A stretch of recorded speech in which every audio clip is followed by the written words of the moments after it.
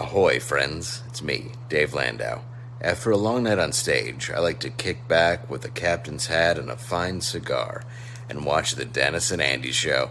These guys are huge nerds, but they're the kind that you actually want to hang out with. Enjoy them. I do.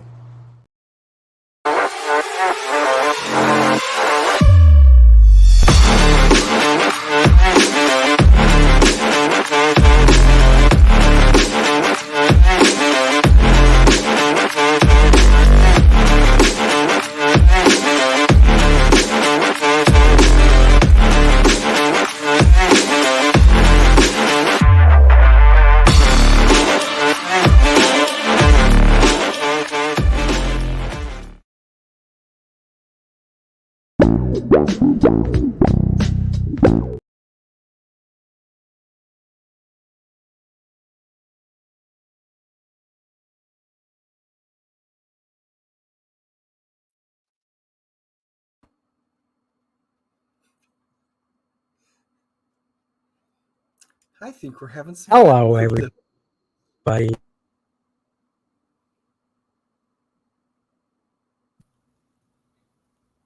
I don't know what's going on. Hello, everybody. It is the Dennis and Andy Show. It is Friday.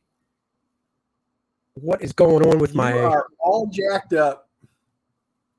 Did all those things play a number of times for you? Because on mine, they didn't do anything. Dude, I can barely hear you. You're like all shoddy. What? Hold on. Let me check my mic. No. I mean, you're like freezing. You got internet issues. I got See, no robot issues. Andy. Yep, you're roboting. All right, hold on. Let me try You here. lost your signal, man. You have lost your signal. The internet company How's it now? is raining hailfire down on you. Apparently. How's it now? Nope. No? No, now you got like a huge lag. You've got internet issues. There's nothing showing up on my end saying I have internet issues. Andy is breaking up like a Cowboys pass from Dak Prescott. That's just a bunch of bull snakies right there. Well, no, that's a little bit How better. we doing now? I think we're doing better. Let me try something else. I don't know what the deal is. You're actually working now. Okay. So don't touch anything. Don't touch Everything's fine now is what you're saying. Yep. Don't touch it. It's like they took a switch and said, all right, they're going live. Let's remove their internet now. Damn it. I didn't get to see any of the happy girl. I didn't get to see this. I never saw that. What about this?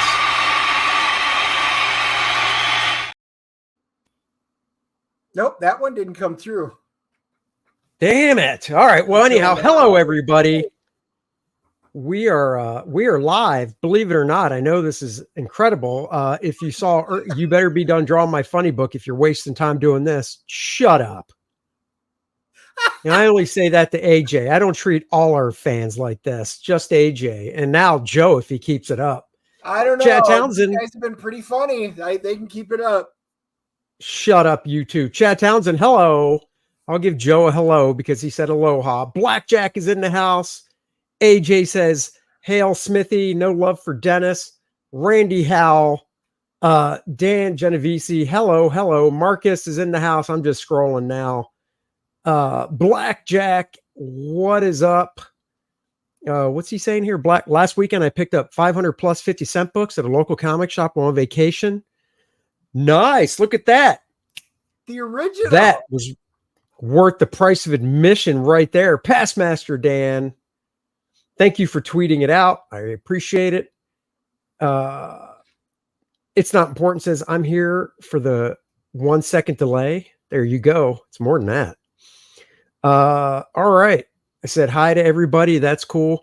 I want to send the link just to some other friends, see if anybody wants to join. If they do, that's cool. If they don't, no harm, no foul. It's okay. Dennis and I can run an entertaining show. No problem. And today's topic is, of course, like it said, we're closing out the T-shirts, the beanie, because we want to get those bad boys over to the manufacturer so we can get them in your hands.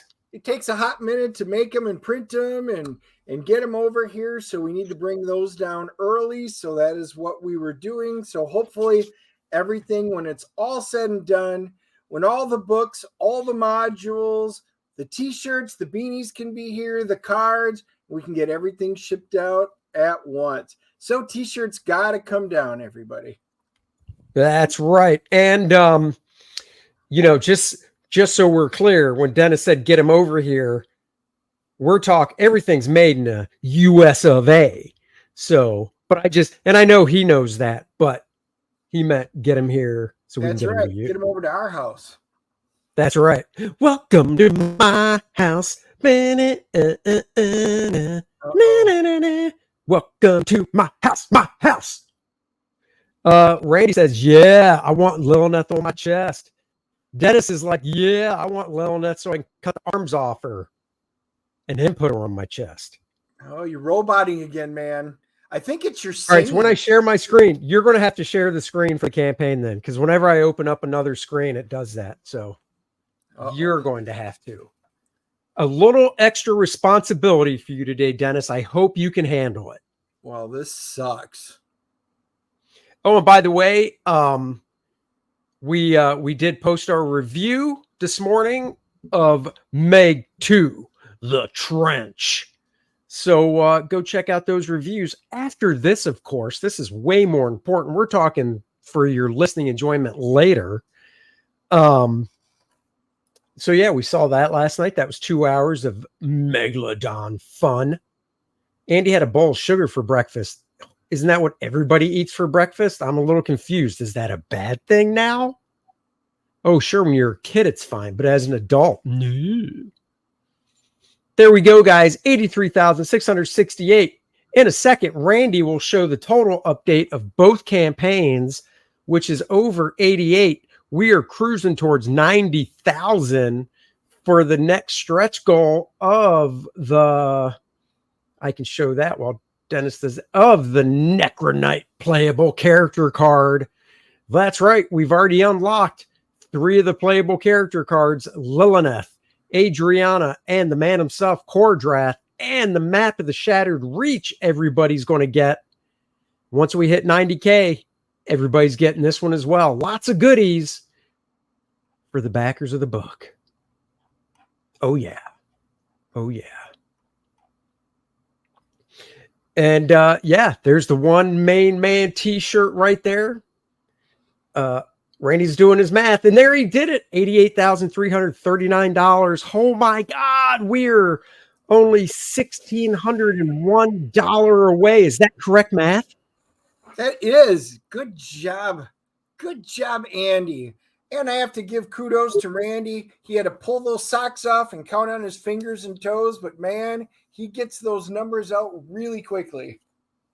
That's right. So only $1,641 away to the next stretch goal. But we're here to talk about the T-shirts. That's right. If you have not got a T-shirt yet, do it now. The Kor-Drath shirt, the beautiful Lilith shirt featuring the art of Bud Root. Oh my God. Just look at that. And these, you can get them in just about any size, guys, from small all the way up to 4XL. So the small, your kids can get them, and us real men can get them. And mine will have the sleeves removed by the time you see them on me. No, I won't let it happen. I will glue them back on every time you cut them off. No! Dude, these shirts are not cheap. Go keep ruining your crappy shirts like the thing you're wearing now, but don't ruin good shirts. Hey. So you didn't like my First Man or my Astonishing Comics ones that I took the sleeves? Oh, okay. Crappy shirts. You don't own either one of those, you bastard. You lying bastard. Wow, look at that. And then lastly, guys, the beanies. This will be the last chance to get the beanies or any of those. That's right. Blackjack, have you guys thought about throwing the campaign over on Fund My Comic as well? You know, that's a very good, that's interesting, Blackjack. We have. And I'm not against it. It's just that with it being this far into the campaign, I could see doing, once we pull the campaign down in a couple months after shipping begins, I could see doing a second chance campaign before we do volume 2 on Fund My Comic. But it just seems at this point, I don't know. The question is there, so Kickstarter and Indiegogo have two completely different sets of backers, really. There are some that will only do Kickstarter. There are some that will only do Indiegogo. And obviously we've had our issues, you know, with each of them in their respective manner. So the question is there a different audience on GoFundMe to make it worthwhile to do this? Because then would we have to, you know, do something different over there? Would there have to be a different cover? Because I don't like doing that because so many of you have backed it. I don't want to say, if you back us on Kickstarter, you get this. If you back us on Indiegogo, you get this. If you back us on, you know, Fund My Comics, you get this. I would rather offer everything to everybody, regardless of the platform. But I don't know. You guys tell me what your thoughts are. Yeah, that's just it. I mean, if we did run it over there, it would be kind of like the Kickstarter was, just a mirror campaign, because we don't want people getting different things. You know, we think everybody should be able to get the same stuff. So, you know, it is something to think about. We do want to run a campaign over there. You know, it's growing. I look at that site and see other projects. You know, we had Coran Stone on this past Wednesday, and his book is on Fund My Comic. So, you know, we definitely talk to people that have books there. The shirt looks very metal. You should get Art to do a drum solo. Yeah, but we want to keep our audience. Oh, what? See, if Art was here, I would have said that as well. Oh, I think Art could do a good job. Oh, no. What's a drum solo? I mean, when you're living the dream. That's right. Yeah, Randy's got a thought. The FMC crowds are indie focused, but there are a lot of disaffected IGG backers who go there. Yeah. Oh, David, thank you. I want to get the D&D module at some point. Well, you go ahead. You still got time. Yeah. Like I said, the campaign will be coming down not for a few months, well into the fall. I'm going to keep the D&D module up with the book till the end. The D&D module is done on my end. It has gone in because it's guys, I am doing the formatting just like the old modules from the 80s. And so it's in layout and stuff right now. So it'll take a hot minute to come back. But yeah, it's coming. And we got to see a very small preview of the layout to see. And I think it looks awesome. It does look awesome. So freaking cool. I think that the Fund My Comic audience likely already backed it on IGG. Yeah, and I mean, that's kind of what I feel like too. Right. I mean, the trepidation to putting it on Fund My Comic is literally putting it up there and, you know, it makes just a few $100. And don't get me wrong, a few $100 is a few $100. And when you add it up, it goes to the total and everything. So that's fine. But you also have to look at the time it takes, because it's not like you just port it over with a press of a button and it's there. You've got to go through and set everything up, even though it's all written out here, cut and pasting and setting up the tiers and everything. It's a time consumer setting one of these up. So Yeah. Uh, It's excellent and well done. Joe, just so you guys know, especially if you're watching this later on here, he was one of my game testers. So I sent him my alpha and he play tested it. So I got lots of great feedback from everybody who played it. And it is. And then so I can see Dave is asking, is it 5e?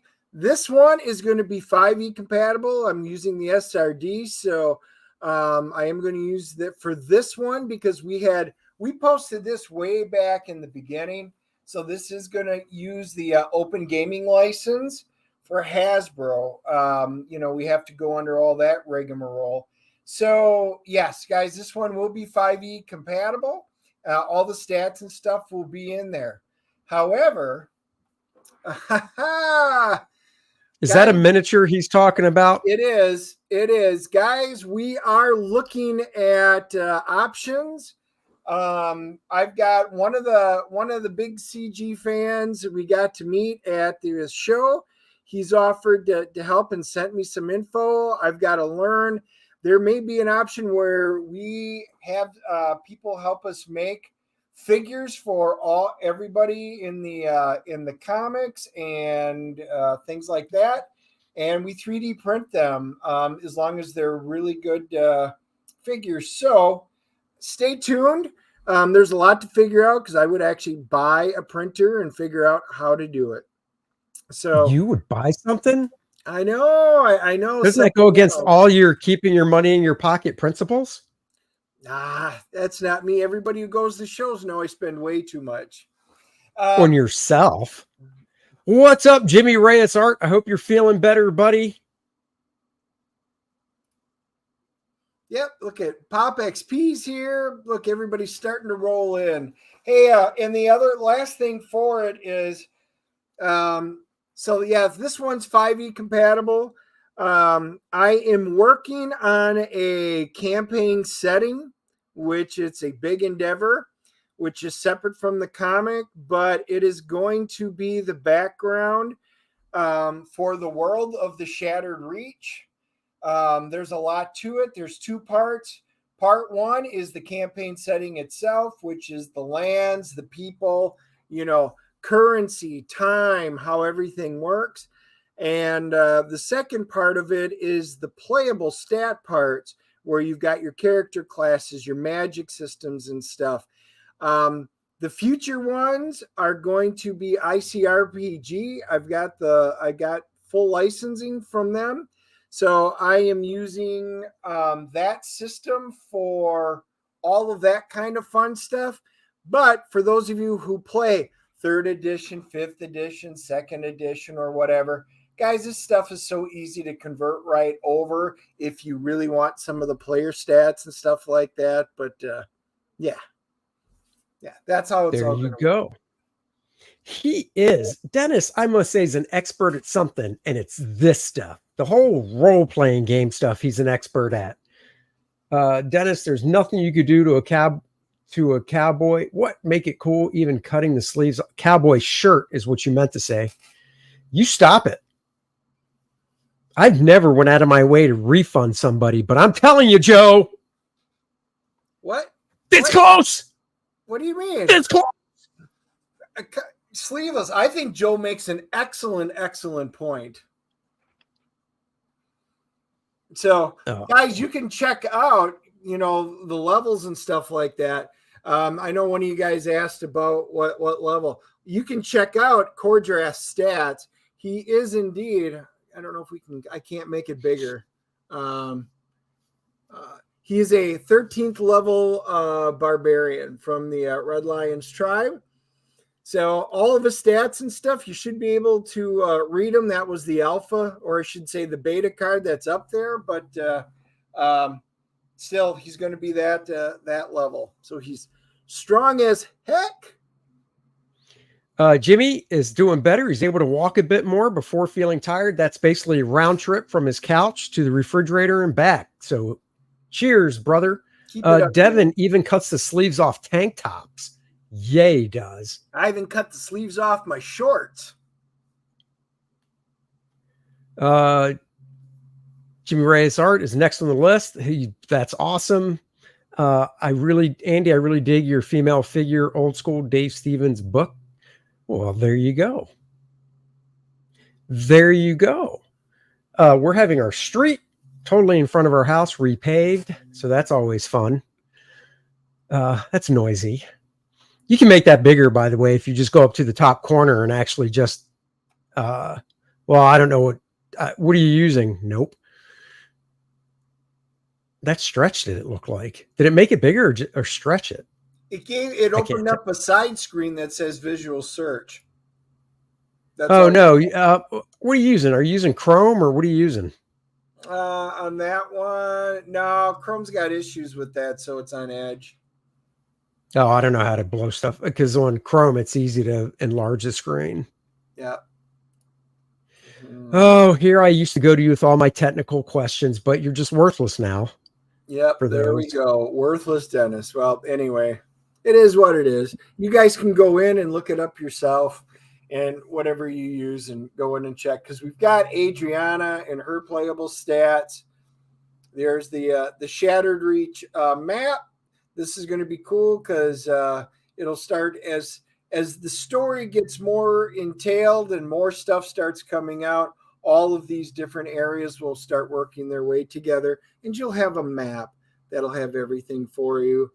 We've got Lilith. She's pretty naughty and pretty fun all at the same time. So you're going to get stats for being a succubus, and then, like I said, we are really close to the Necronite, and there's his blood stats. Joe says the Superman ink job I posted over John Romita Sr. is outstanding. Well, thank you very much. That original is for sale.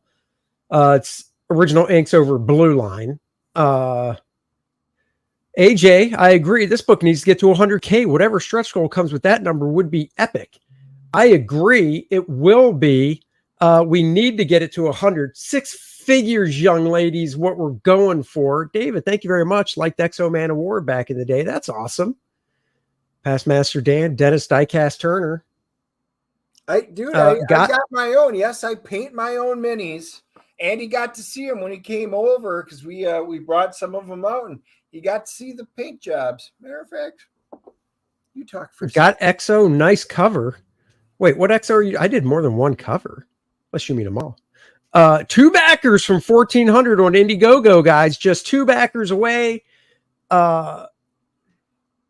15. Hold on, I gotta do the math. 15.99, I believe, till we get to 100. What is this? 100,000 stretch goal. Andy draws Dennis in the nude. No, thank you. Nope, that's only for the ladies. It's only for Leonardo DiCaprio when Dennis is doing his best Kate Winslet laying there out so Leonardo can draw him.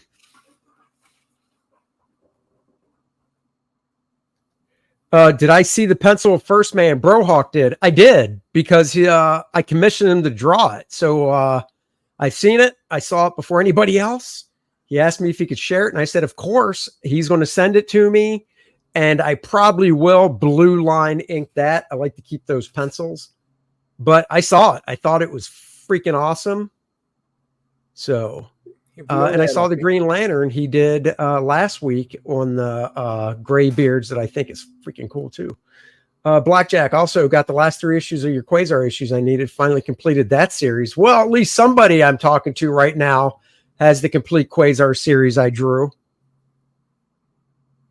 Dennis. Okay. Dude, I am working on my second time collecting it, so you can just suck it. Oh. Dude, make that bigger. Zoom in on it. Yeah. Like I tell Susie, Dennis, it's impossible to make it bigger. Oh shit, that's hilarious. Require blue and purple pills, Andy. Oh. So yeah, guys, I even did little writings and stuff in his spell book. What do they say? This one I put in about, I think, 13 or 14 different layers. Wow. So what does the spell book say? Is it readable? Can I read it? Yeah, it's called Silence, Andy. And it's a Oh, fourth so level spell. some guys can literally write text on a piece of rice that's legible under a microscope, and you can't even do it on a book that size. My God. Really? Is that what you're going with? It is. Joe has the complete Quasar series from Paul Ryan through to me. Nice. I don't even own that. Nice paint job. Ooh. Didn't realize that you took art classes at Hogwarts, Dennis.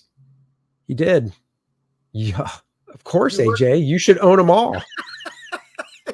You worked on great. A fireball spell and blast them, Dennis. No. No, no, no.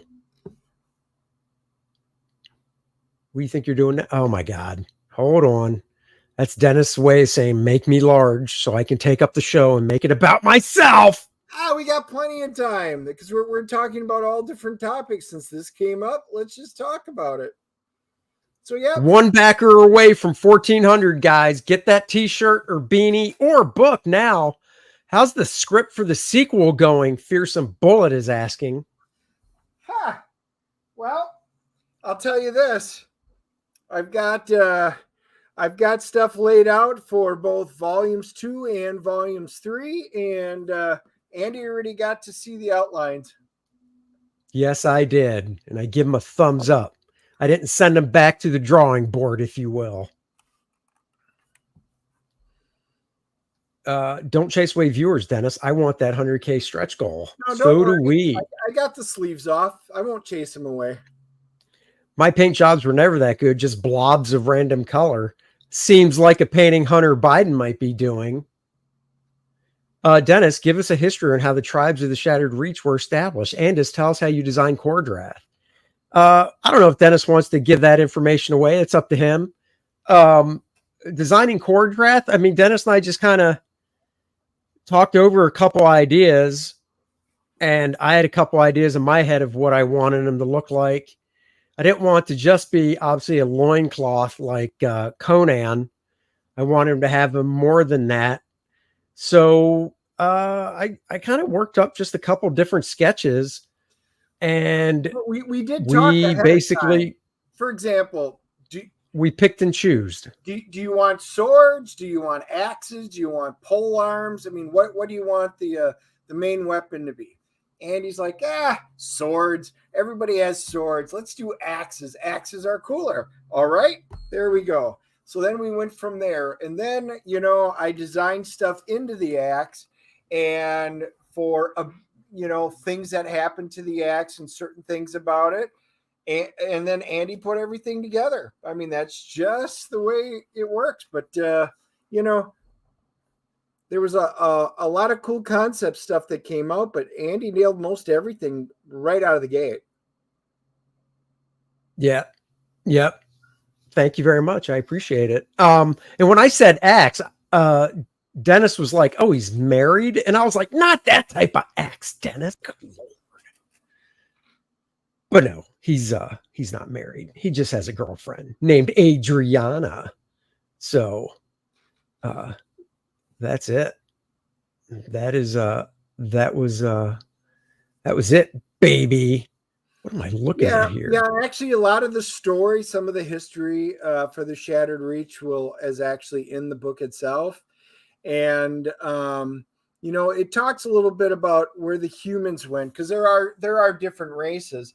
This first volume is mainly going to focus in on the human tribes. I mean, we don't want to make this huge epic comic book that's encompassing the entire world. We're going to start in a little bit of the Shattered Reach, and then eventually it'll get bigger and bigger, and we can have stories from everything. I have regular, some of your standard fare, there's always going to be dwarves and elves and things like that. But then, we start having other unique races. I have Dracos, and then I also have Camellia, which are basically like Camelite people that, of course, live in the desert. And they each have their own varied and unique histories, types of magic. The magic system works completely different than what you find in most high fantasy books and settings. So, it's very unique and different. So I think you guys will love it. Dracos, not to be confused with, I believe from Rocky IV, wasn't his name That's Drago? Right. So there's Dracos in our book, not Dolph Lundgren's Drago. Yeah, but just want to be clear. Dracos are a race of people. Yes. I knew that. AJ's trying to pile on more work, need 24-hour Adriana cheesecake cover. There is volume 2. I mean, guys. That's right. Most all this stuff, this is in the can. We got lots to still do, but we won't be adding a whole lot. We are going to be doing in the very near future. We will be revealing the 100,000 stretch goal. I think you guys are going to love it. That's all I am going to say. Yep. I'll add to it. Hopefully Monday. We'll be revealing what that is. So I'll just leave that there. But you guys will love it. I tell you, I was excited this week talking about comics of a new one that came out. Picked up a little Conan #1 from Titan Comics. Yeah. Gotta say, it's a very nice looking book. The artist is very heavily John Buscema inspired, which doesn't bother me in the least because he is my favorite Conan artist. Oh, when I see Dennis turn his camera off, that means he's probably going to get the book. And if he's not, hopefully he just heard me say that, and he will. Ardevoy, fellas, never put off what you can do now for later, especially when it's hot. A bookmark. We hear you, gentlemen. We hear you. Trust us. We are listening. I've got earbuds in, so I hear it all. So I got that. And was I correct in what you were doing? Of course. So I'm going to show you some of the cool ones that you guys were going to talk about. So this is the Conan. I've already done my quick flips.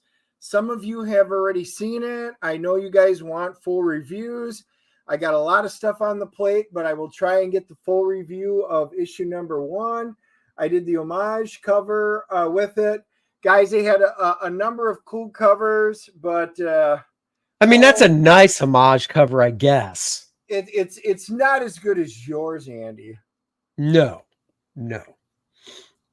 Fearsome Bullet has a question. He says, like a hunter who dismantles their prize for food, clothing, or armor, what does Kor-Drath hunt in his world?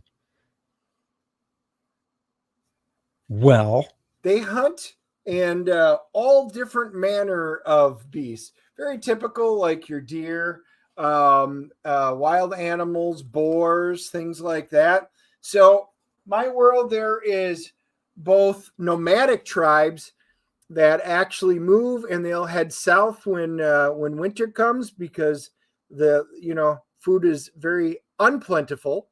And then there's also the ones that are not very nomadic. They stick it out, they store stuff, and then they stay within the winter zones by the mountains and hopefully make it through. So all different types. Plus, how many covers are on that Conan book? Well, dude, I'm going to show you a couple of things on these. On this one, let's see. For regular covers, they have through letter I, and then there is 1, 2, 3, 4, 5, 6, 7, 8, 9, 10, 11, 12, 13, 14, 15, 16, 17, 18, 19, 20, 21, 22, 23. Another 23 on top. Yeah, but those other 23 are specific store variants, right? Well, not. Yes, they are. One of them is San Diego Comic-Con exclusive. One of them's a Diamond exclusive. Right, that's what I meant. Yeah. Yes, they're all exclusives. One of them's an incentive cover. A couple of them are. Dan Panosian's got a incentive cover. Robert Delatorre, Mike Mignola, Jay Lee, they all have their Robert covers. Yeah, Robert's the artist of the book, and it's so.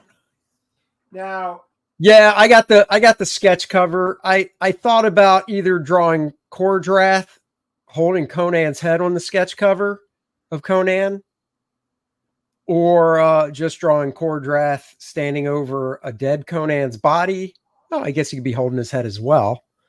So yeah. All right, Dennis, hold on.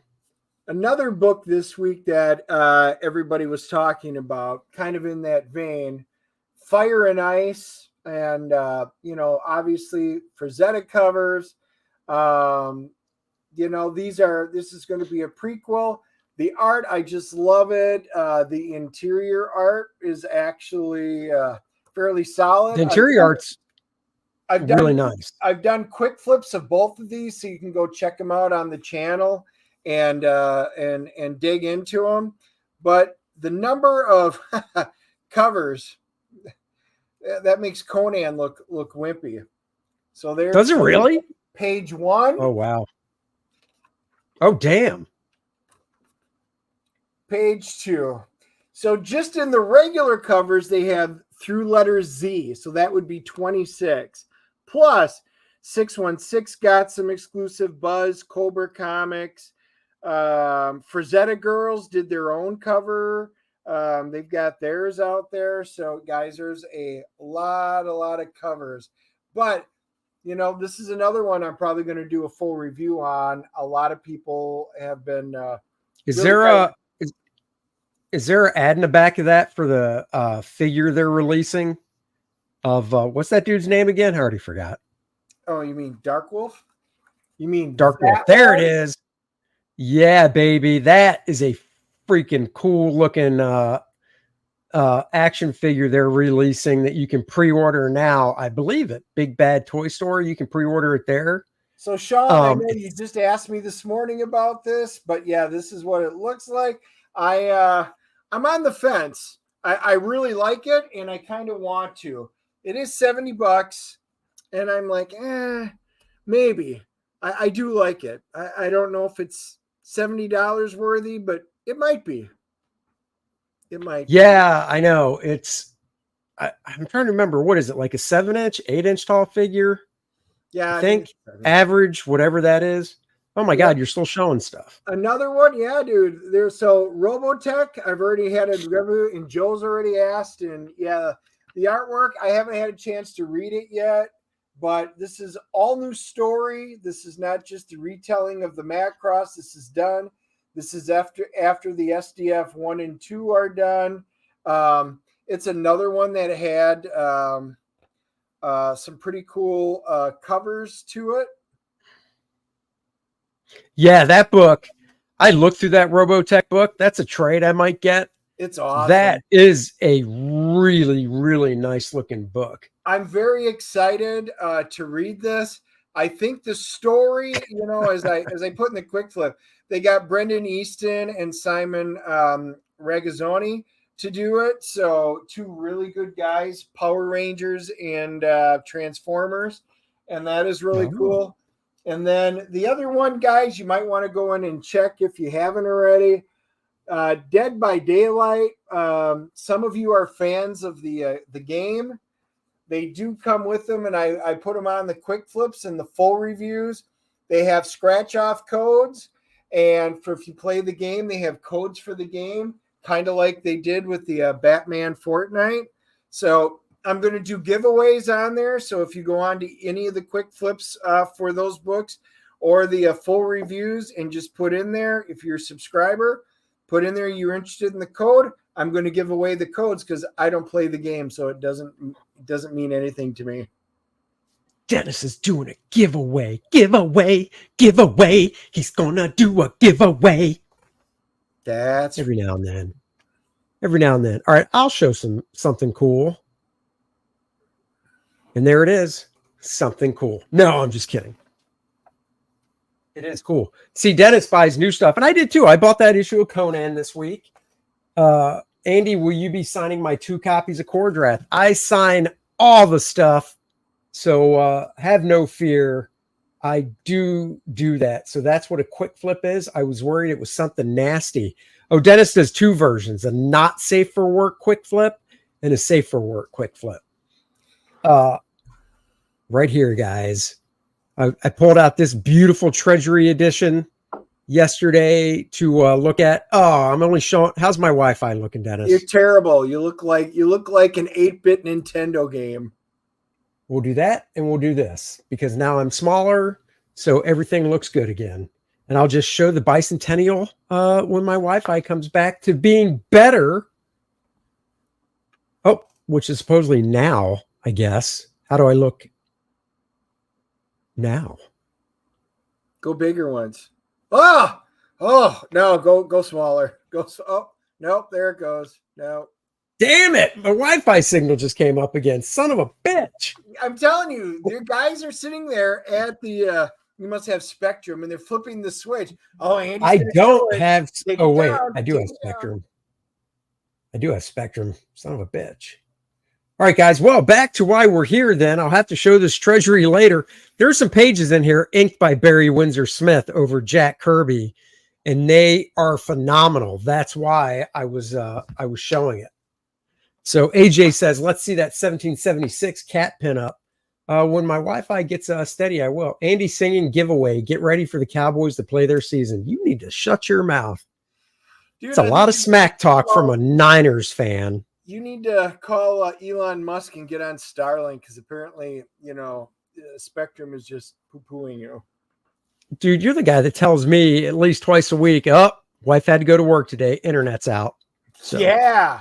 But is it the internet down or did I go on unplug it just to make her go to work and get her out of the house? You would never do that.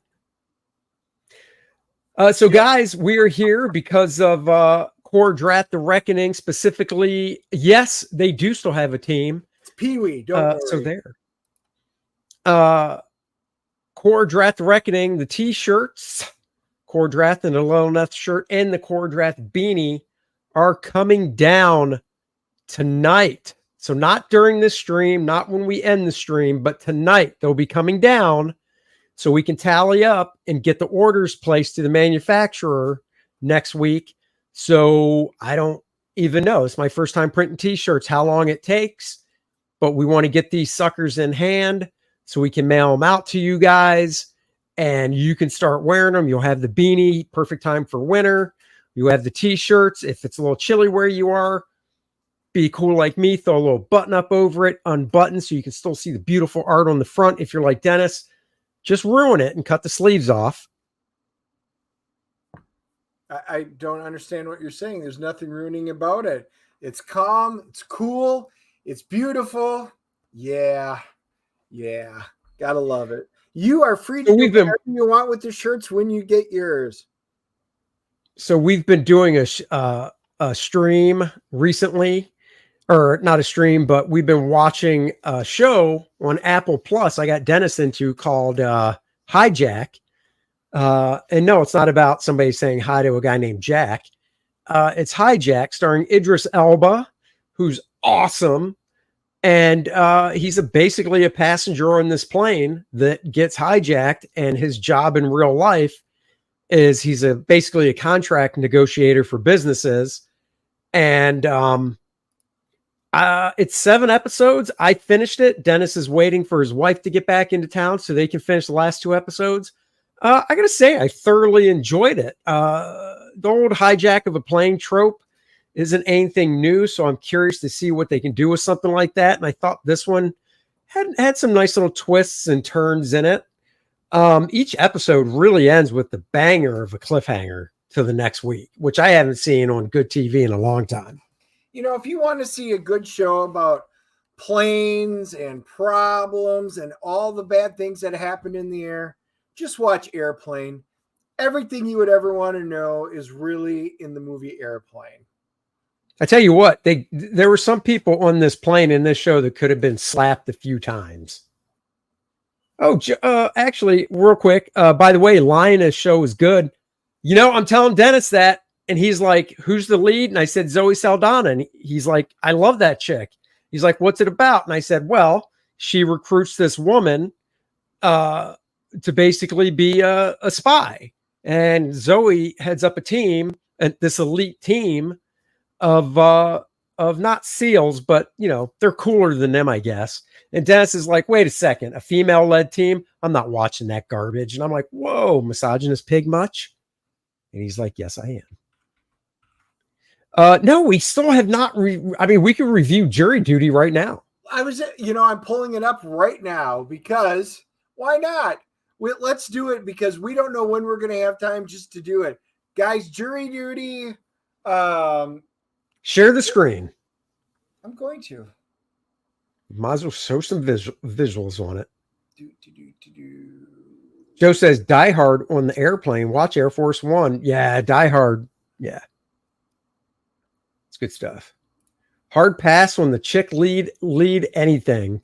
I mean, it's not like that bad. Linus is a good show. We'll just leave it at that. Oops, sorry. There is Jury Duty. Jury Duty is basically about this guy on the right in the black shirt there, or the guy that's in full color on the graphic, who thinks he is on a real jury in a civil case in California. He has no idea that everyone is an actor, and one of the participants on the jury, you just saw him, is James Marsden, the actual actor, playing a very dickish Hollywood version of himself. It's 8 episodes, and it is just, I thought it was hilarious. It's from the creators of The Office, and yeah, I watched it. I loved it. Absolutely loved this show. My best buddy came from Wisconsin and stayed with us for a week. The week you probably didn't see me on at all. And my god kids came with. They all stayed with us, and we were talking about it. So we got talking about Jury Duty. So I watched it a second time with them, and we tore right through that. And they loved it. Everybody has loved this show. It was very unique. It was fun. It was what can I say? It's you know what's going on, and then there's still really cool twists that they do in there with with the different episodes. All the cast of characters were fantastic on this. James Marsden was awesome because he plays himself, and he just plays such a dude. He plays the typical I'm a Hollywood actor. It's all about me type of person, which I don't know how it would have worked. Well, James Marsden to me isn't, and this isn't a knock against him, but there's a few I've used this description in comic books as well. There's a few A-listers, and the majority are B-listers. And then, of course, there's, C, D, and below. I think James Marsden's a B-list actor. He's not bad, but he's the majority. It wouldn't have tipped you off because he's trying to get out of the jury duty. He goes, look, I'm a famous actor. I shouldn't be in jury duty. I'm too good for this. And he comes up with all these schemes just to get out before it starts. So he's pissed that he's there. And, this whole thing is a setup for, it's just great. Almost everybody else in here are actors. The judge was great. Was actually a lawyer in real life, and he plays a judge, and you get to find out all these other characters, and you really fall in love with these characters. They're all very unique. They're very real. They're all quirky with their own personalities. And needless to say, Jury Duty was awesome. If you guys haven't checked it out, I know they were pulling it. Now it's on Freevee. So I don't know. I don't use Freevee. Well, you can watch it on Prime. Oh, it's still on Prime? Okay. As far as I know, it's still on Amazon Prime, but it's on that Freevee as well. That's where it was first. And then I saw it was on Prime. Yeah, it shows it still looks like it's on Prime. So yeah, guys, check it out. It's 8 episodes. I think you'll love it. Also, Pauly Shore's Jury Duty. I think I remember that. munching on some. Yeah, and the episodes are short. They're a little longer than 20 minutes, but they're not super long. Somebody said James Passmaster Dan says James Marsden follows you on Twitter, now known as X. Wow. Wow. Hat off if I was wearing one to you. Witcher season 3 sucked. I don't watch Witcher. Is that the first season without Cavill? Well, no, this is the first change in everything. Joe, I just want to know. I haven't watched it yet just because I was very disappointed in 2 and everything in 3 looked like it sucked. But with that being said, I'm glad to let me know because I was kicking around taking a bullet for the team. But, there's so many other shows I do kind of want to watch. So I'm glad you said that because, man, I have no interest in that show, especially when the writers admittedly, just like IDW admitted for Star Trek comic books, that they hired writers that do not like Star Trek and have never watched nor read Star Trek anything. So we're just going to get their take on Star Trek. It's crap. So I don't want to waste my time for stuff that has no love for the lore. And I thank God you let me know that. Didn't want to see it. Hold on a second. Never calling Twitter X. X is for X-Men. That's right. That's right. Female writing room for Twitcher or Witcher. Well, that makes sense. So is Henry he argued with him. He's actually a fan of the show. Is he in this season or no? Yeah, he's still in this season. He still is. Yeah, okay. But the writing was he got into it because he wanted them to stick to Galt's lore and stuff like that, and they absolutely wouldn't do it. That's why he kind of got into a pissing match with him. Oh my God! You can relate to this guy. I'm a massive Star Trek fan. I even love Paramount series too. Yeah, the previous series are better. Trek comic books are so bad. They are, and I was just commenting at the shop. I'm like, man, these books, they're hit and miss, but they're mostly miss. And I'm like, it's just bad sci-fi writing. It's bad Trek. It's bad everything. It's not Trek. They announced at Comic-Con. They sent me the video from it. A bunch of my friends did. And they're like, well, now you know why. Sure enough, they openly admit they went out of their way, IDW did, to say, we don't hire people that know Trek. Why would we? We want our version of Trek. If you don't understand the lore behind it, you don't understand Trek. Don't write it. Matter of fact, because of it, I walked in, just like when I canceled all my Marvel and DC, I'm done. Canceled it cold turkey. So I'm not getting it. I did not get a single Trek book this week, even though several came out this week.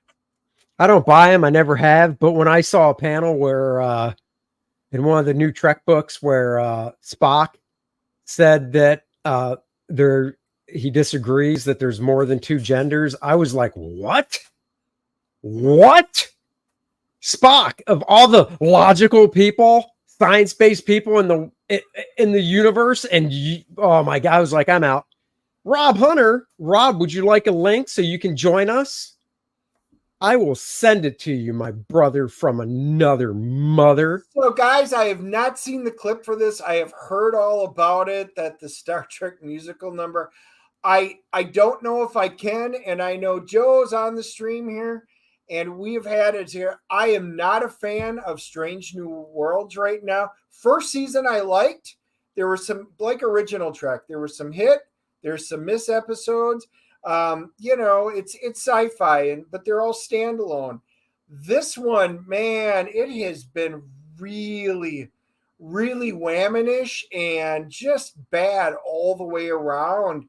I mean, there were a few bright spots, but not at all fond of what they're doing. I hate what they've done with Spock. I hate the relationship between Spock and Nurse Chapel. Yeah. Yep. Is that? Oh wait, that's in The Witcher. Yeah, they took a character, aged him just to make him gay so they could fit the virtual signaling to have a gay moment. Cavill left because they went off source material. Correct. And he loves the source material and really got into it. And, there's a reason why he's gone. And then Warner Brothers said, yeah, you can't be Superman either. I'm assuming that this is also talking about The Witcher. The bard who was laying major pipe on tons of women, all of a sudden, season 3 is gay. Okay. Shh. Now, hey, Picard season 3, fantastic. Best Trek we've had out in decades. So there we go. Hopefully you're doing some work for that because that was great. Rob says, I've got to run errands today. Otherwise, I jump on board. That's cool, Rob. Have a good day. Stop sharing Death Raider links as of now. Just kidding. Everybody go back Death Raider. That campaign should be well over $20,000. Rob is really crushing it on it. So please, guys, go back that. Dennis could bring it up if he wants, and we can look at that. And of course, Kor-Drath and stuff again.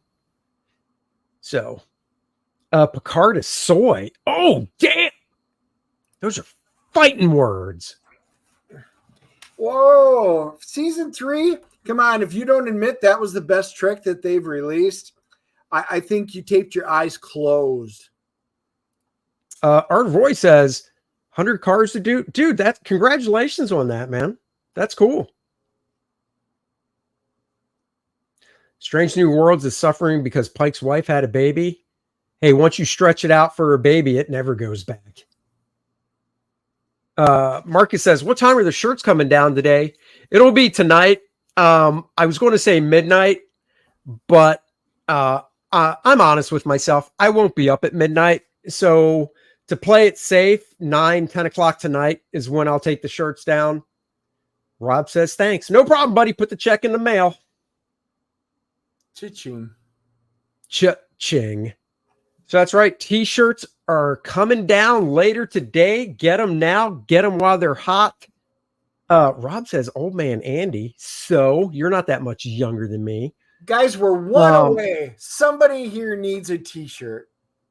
That's right. 1,399 backers. We got to at least hit 14 before we sign off today. Oh, we're definitely going to do that. Need to hit 6 figures, young lady, is what we need to do. Ooh, I got an offer for something. Oh, I'll have to think about that. Oh, more blue pills. Nice. Your wife will. Oh, I know. Just sent away my 50 Star Trek New World. I assume that's what that means. Sketch cards. Nice to draw some hot females like Mystique. Oh, that's cool. Andy, going to be before midnight? Going to bed before midnight. Yes, Rob. It's because I go to bed before midnight that I look like I'm 40 years old, whereas you're younger than me and look like you're 65. Maybe you should try it. Just saying. See what you're missing by not being here, Rob? Going to run errands instead? Ugh, I got to go run errands. Do you? Do you really? Isn't that what your wife is for? No. I rarely go to bed at 8 o'clock or 7 o'clock. We're at 1,400, AJ says. Woo! Now we're staying on until we get to 100K. 6 figures. I've got a big jar next to me, so I can use that as my porta potty. Let's go. Woo! Nice. Well, thank you guys. But yes, keep it up. Guys, I know I try to go to bed early too because I get up so early in the morning. But I was working on the Shattered Reach campaign setting the other day. And I just kept working. My wife's out of state. She's up. Her mom had surgery, so she's gone. So it was so nice. I could just sit down. I was typing away uninterrupted. And all of a sudden I'm like, damn, I'm tired. What time is it? Oh, it's 2 o'clock in the morning. Crap. So I finally went to bed at 2 o'clock in the morning. That's what happens. Here's some nice pinups from this book, The Centennial by Jack Kirby. Get this in while the internet's working nicely. Man, this is comic books right here. This is just so freaking cool. I love this. Real quick question. All right, Rob, have a good rest of your day. Blackjack says, Dennis, have you ever thought about doing a RPG show? Yes. As a matter of fact, Mandy, I, and Rini were talking about getting on and having a conversation about it.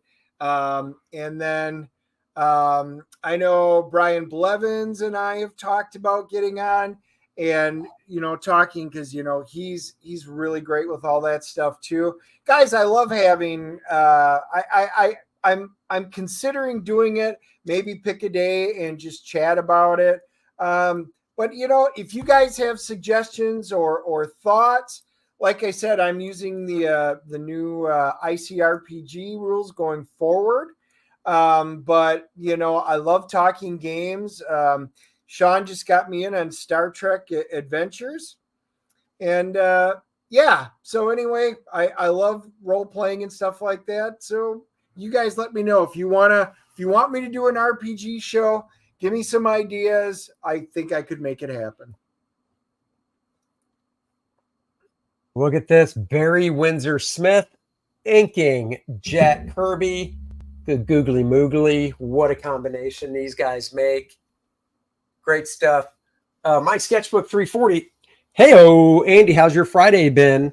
Hope Kor-Drath's been funding well. It's been going good, brother. We're at 1,400 backers now. The T-shirts come down today. So if you haven't got your T-shirt yet, go get it because they come down later tonight. So we can get them off to the manufacturer. If you hit a 100K goal, you should do a 2-page spread of Barbarian Badassery with Kor-Drath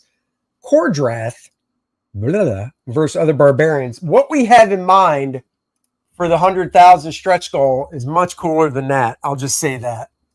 Joe, it's not that it's a bad idea, but we already got a nice 2-page spread. And it doesn't have Hitler.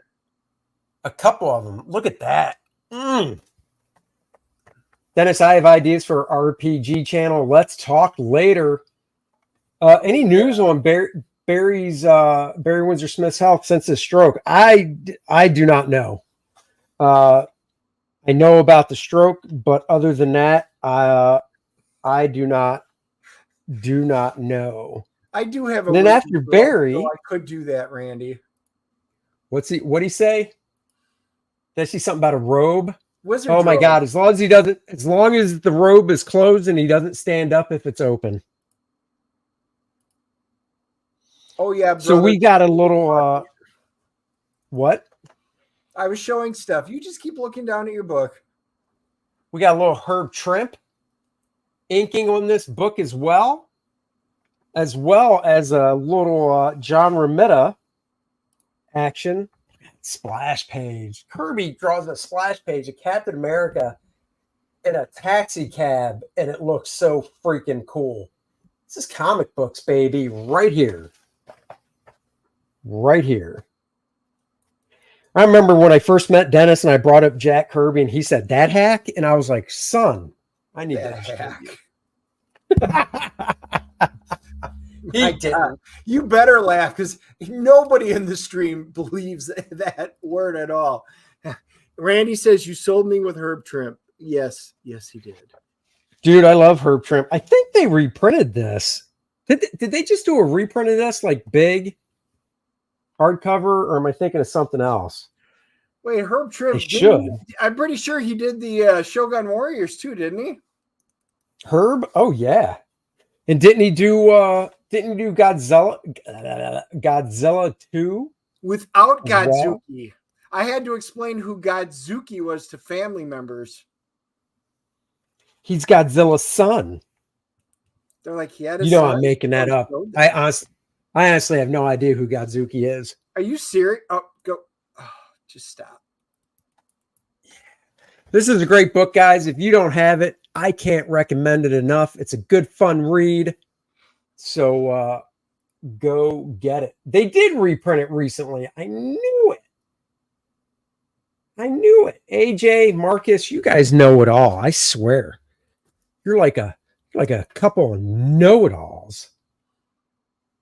And when you put YouTube, And when you put Marcus, AJ, and Dennis in a row, I swear to God, you think you're looking at triplets or old, out of shape, retired wrestlers. You know, if Marcus got or fans of shitty football teams. If Marcus I mean, got it all the works. same Hawaiian shirt, he would fit in with us. And AJ, just so you know, because I see you're still on there, still got him, brother. Still got him. My safety sleeves from AJ for those rare times where I need a sleeve. Joe says, what? You didn't watch Godzilla cartoon when you were a kid, Godzuki? I said he was Godzilla's son. No, I didn't watch. You said you had no idea what is. You were just joking. That's because you didn't watch the cartoon. I know, because I was more. No, you weren't. I was into girls at that time when you guys were watching Godzilla cartoons. Hey, Dark Side Comics. I'll take the old out of shape wrestler. Yeah. Only good things coming from Marvel these days are reprints and facsimile editions. I added that to the comment, but I'm sure that's what you meant. I'm really I think they found, instead of they did True Believers, which were those reprints that were only $1, and they did a ton of them. And I bought almost all of them because they were only $1 for these great reprints. And then they started doing facsimile editions. And now I think they go, wait a second, why were we doing reprints for $1 when we can just do these facsimiles, which are basically the same thing, for $4? So AJ says he'll cut a killer promo on my candy ass. Watch it. I can find you at the con on Sunday. I know you can. I'm just joking. Uh-oh, Dennis is getting something else for show and tell. What's it going to be? What's it going to be? I'm going to try sharing my screen again, see if my internet works, because I could share a couple things. Let's see if this is going to work. If I get choppy, we'll find out. Share screen, entire screen. If you follow me on social media, about a week ago, I posted a sketch of Captain Carrot. I grew up, I always loved Captain Carrot and his zoo crew. I only have issue 1, so at the con or cons, I'm going to be trying to hunt down and get the whole series, issues 1 through 20. Even though I already have issue 1, I want to have another one. And so I inked Captain Carrot. So there you go. Oh, Past Master Dan, do I care at all? That's a good one. So yeah, and here's the funny thing. When I posted the sketch, just the sketch of this, somebody messaged me and asked if I was selling it. And I'm like, sure. So before I even had it inked, I had it sold. Joe says, Andy, do you have an Alpha Flight Guardian figure? I just got one. Now I have to get Quasar. Yes, I do. I've got 3 of them. I've got 3 of the Alpha Flight Guardian figures. Didn't Neil do a Captain Bunny? No, he did a mouse. If I remember correctly. I've been picking up Captain Carrot floppies. I picked up the trade, not realizing it was in black and white. You mean the showcase, Blackjack? Are you talking about the showcase edition of Captain Carrot? Because I'd actually want that. So if you want to get rid of the showcase black and white that collects them all, let me know, and we can maybe work out a trade or something, because I do want. Oh, you do? Well, let me know if you want to work out a trade. I would trade you for the black and white Captain Carrot showcase, because honestly, I like the black and white, and it's a collected edition. So Neil did a bunny character. Oh, I don't remember that. You should do a companion piece of Jackson from the old Howard Chaykin Star Wars issues. I could do that, or I could ignore it totally because it's gay. No, I'm not going to do that. Guys, we're at $88,465 right now, combining both campaigns. So close to $1,500. Get your t-shirts, get your book there, get your Kor-Drath books, get your Kor-Drath t-shirts. Oh, Neil didn't do Bucky O'Hare. That's Michael Golden. Neil might have drawn something here or there, but Michael Golden and Larry Hama created that. I can show you guys one other thing. Since Joe brought it up, I'll bring it up. And that's the Superman inking over John Romita that I did. This was a blue line of John's pencils. And I thought it'd be cool to ink. I've had it printed out for so long that when I finally got a break, I inked it. I used brush pen for 98% of it. In fact, the only thing I used the real brush for was the rendering on the cape because it was really thick. And I couldn't really do that with the brush pen I was using. Other than that, this whole thing's inked with brush pen. And I'm a whore. If anybody's interested and wants to buy a 11x14 John Romita Sr. Superman inked by me, blue line that is, I will sell it because I'm kind of a whore that way. So there you go. What's the comic book artist Neil Adams continuity created a short online 3D cartoon. Neil was reportedly working on. Oh yeah, no, I knew about all that too. Yeah. I've got I've got the full color Bucky O'Hare. I've got the black and white that they put out as a coloring book. I would never, ever color in it though. Eric Guapo says, how much?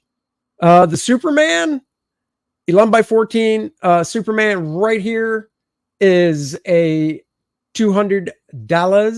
That's what it's going to be marked at in my portfolio when I take it to conventions. Unless somebody wants to buy it now. So there you go. There we go. Okay. Guys, I was going to show you, I put up a quick flip. Yes. And, you know, I get varied depending on what they want. I got to let you hold on. Money Shot comes again. Vault Comics put out, this is a sequel series. I put out the quick flip. Guys, I can't believe how many people were excited about this book. I'm going to wind up doing a full review. So far, guys, I've got over 34,700 views. I just love the fact I already got 742 likes. And people want Let's see the inside of that. I will, because I'm going to be doing a flip. I'm probably going to do a full review on it because so many people. The first one, I did not collect the first series. Real quick, hold on. John Romita Sr. penciled it. I printed it out in blue because I don't own the original pencils and inked it. So that is what it is. Okay. Is this the one? It takes place in space or something. Yeah, and it's, you know, it's the homage type of cover. Oh yeah, Infinity. So, you know, I got it because I thought it was fun. This is definitely mature, and because I don't want to get this one struck, you know, I'm not saying that there's nudity or anything like that in there, but you know, just gonna say I can't believe why this one got so much traction. Probably the title, but anyway, I am going to do a full review because so many people asked about it. So you're not saying there's nudity is what you're saying? There is some nudity in it. Yes, it's not like it's terrible. Yes, it's a Tim Seeley book. Wait, did he write it? Yeah, Tim Seeley. Yeah, he wrote it, and then I think it's Giselle. I think was her name. Is the Giselle Bundchen? Lagasse. Yep. Oh, hold on a second. Let me see something here. Hold on. Can you do me a favor? Open a safe for screen page, I guess, real quick. I want to see the art again because I think I know who that person is. I didn't see that at the shop, or I might have bought it actually. Yeah, I think she lives up in Canada. I think. So, well, you guys, there was a lot of demand, so I am going to do it. I figured I just got a kick that of all the books. You know, the Conan's done all right and stuff like that, but this is the one that everybody was asking about. So wait, was the first one called Money Shot? Yeah, I think that was just called like regular money shot. I never collected the first one. I literally got sucked in off on the rack because I'm like, oh, I love homage. I'm a sucker for good homage covers, and I got a kick out of that. So I'm like, I'll pick it up because of the cover. And yeah, needless to say, who knows? Did Herb Trimp do the first Hawk versus Wolverine, that poster behind Dennis? Yeah, Herb drew the book. Yeah. Yep. AJ says, wait, isn't she the Menage of Three artist? I believe so. Guys, I just got this picture sent to me from a friend I'm going to share, and it's the real meaning of the letters LGBT. Let's see. Right there. That is the real meaning of those letters. Liberty, guns, beer, and Tetons. So there you go, guys. So now you can say you support all LGBTQ stuff. See? Look at that.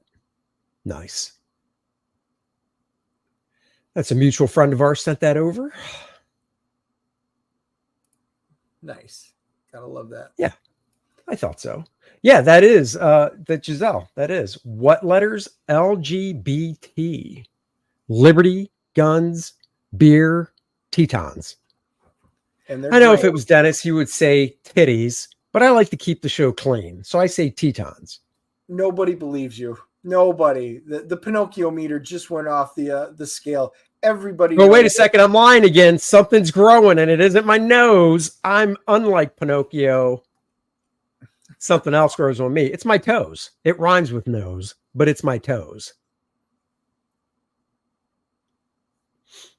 Oh, Dennis, don't show your erection on screen. Nobody wants to see that little thing. Blue Boy says, as a gay myself, I'm deaf. Tired of the corporation takeover of our identities for profit. We just want to live normal lives, not be tokens. Amen to that, brother. I think that's what most people want. You realize that most people don't care what other people think or do because they just do what you want.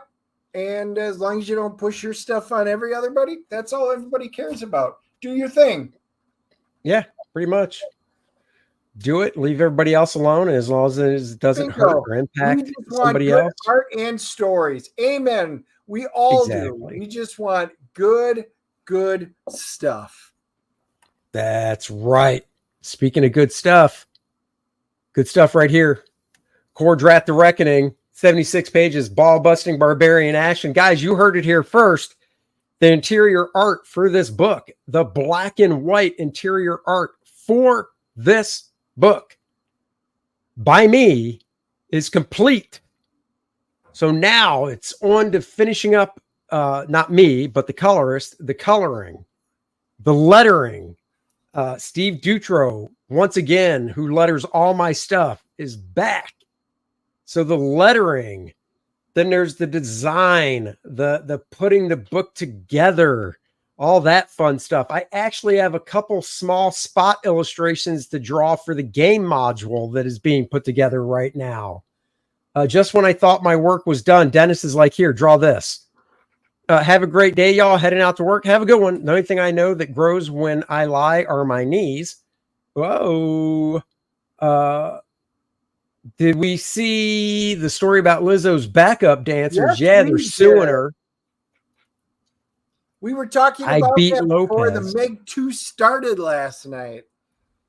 Good for those dancers not putting up with that garbage anymore. And then I think Anna, that Star Wars girl, actually did a video because Lizzo was talking about how she would never, she's just this innocent person who doesn't do it. And she's the one who went to get Anna canceled. So screw those Hollywood types like that. Man, just can't even tell the truth. Don't get me started. People are saying Aaron is defeated. I beat Lopez. I mean, give him a break. He does have more pages than I do. So if it was the contest, it's not a contest. If it was a contest, it'd be 76 pages to make it a fair contest. And considering when I was on 74, I think he only had 8 pages out of 100 left. I'll give him the win, because that's 92 in the can compared to 74. So you know. Blue Boy says Lizzo should be the next monster Kor-Drath faces. That would scare even him. He would suffocate between those thighs. That Lizzo answer was an AI prompt. I love it. You know, AI can do just about anything now. So, can we see the Dennis variant again? I love the homage to classic Conan. Wait, the variant cover of Kor-Drath or the variant that Dennis held up of Conan that came out this week? If you mean Kor-Drath, there's my variant. And don't get me wrong, I think the Conan variant, in all honesty, put them side by side. I do think the Conan variant is nice. Don't get me wrong. I really want to stick with the color scheme of it that was originally done back in the 70s. And I really, when I do a variant cover, I want to stick also as close as possible to the positioning of everything and the composition. And even though that's not a pose, I don't like to say that's not a pose an artist is known for, because I don't know, maybe at some point in my career, I would have drawn a pose like that regardless. But for this cover, I really want to stick to what Barry Windsor Smith did. And on the one that Dennis is holding, who did that cover? Who drew that cover, by the way, Dennis? For the cover that Dennis is holding up, he stuck to an overall composition, but he changed the poses and stuff. And to me, that's just not a really good homage. Pat Zurcher. Oh, Pat Zurcher did it. And Pat's a good artist.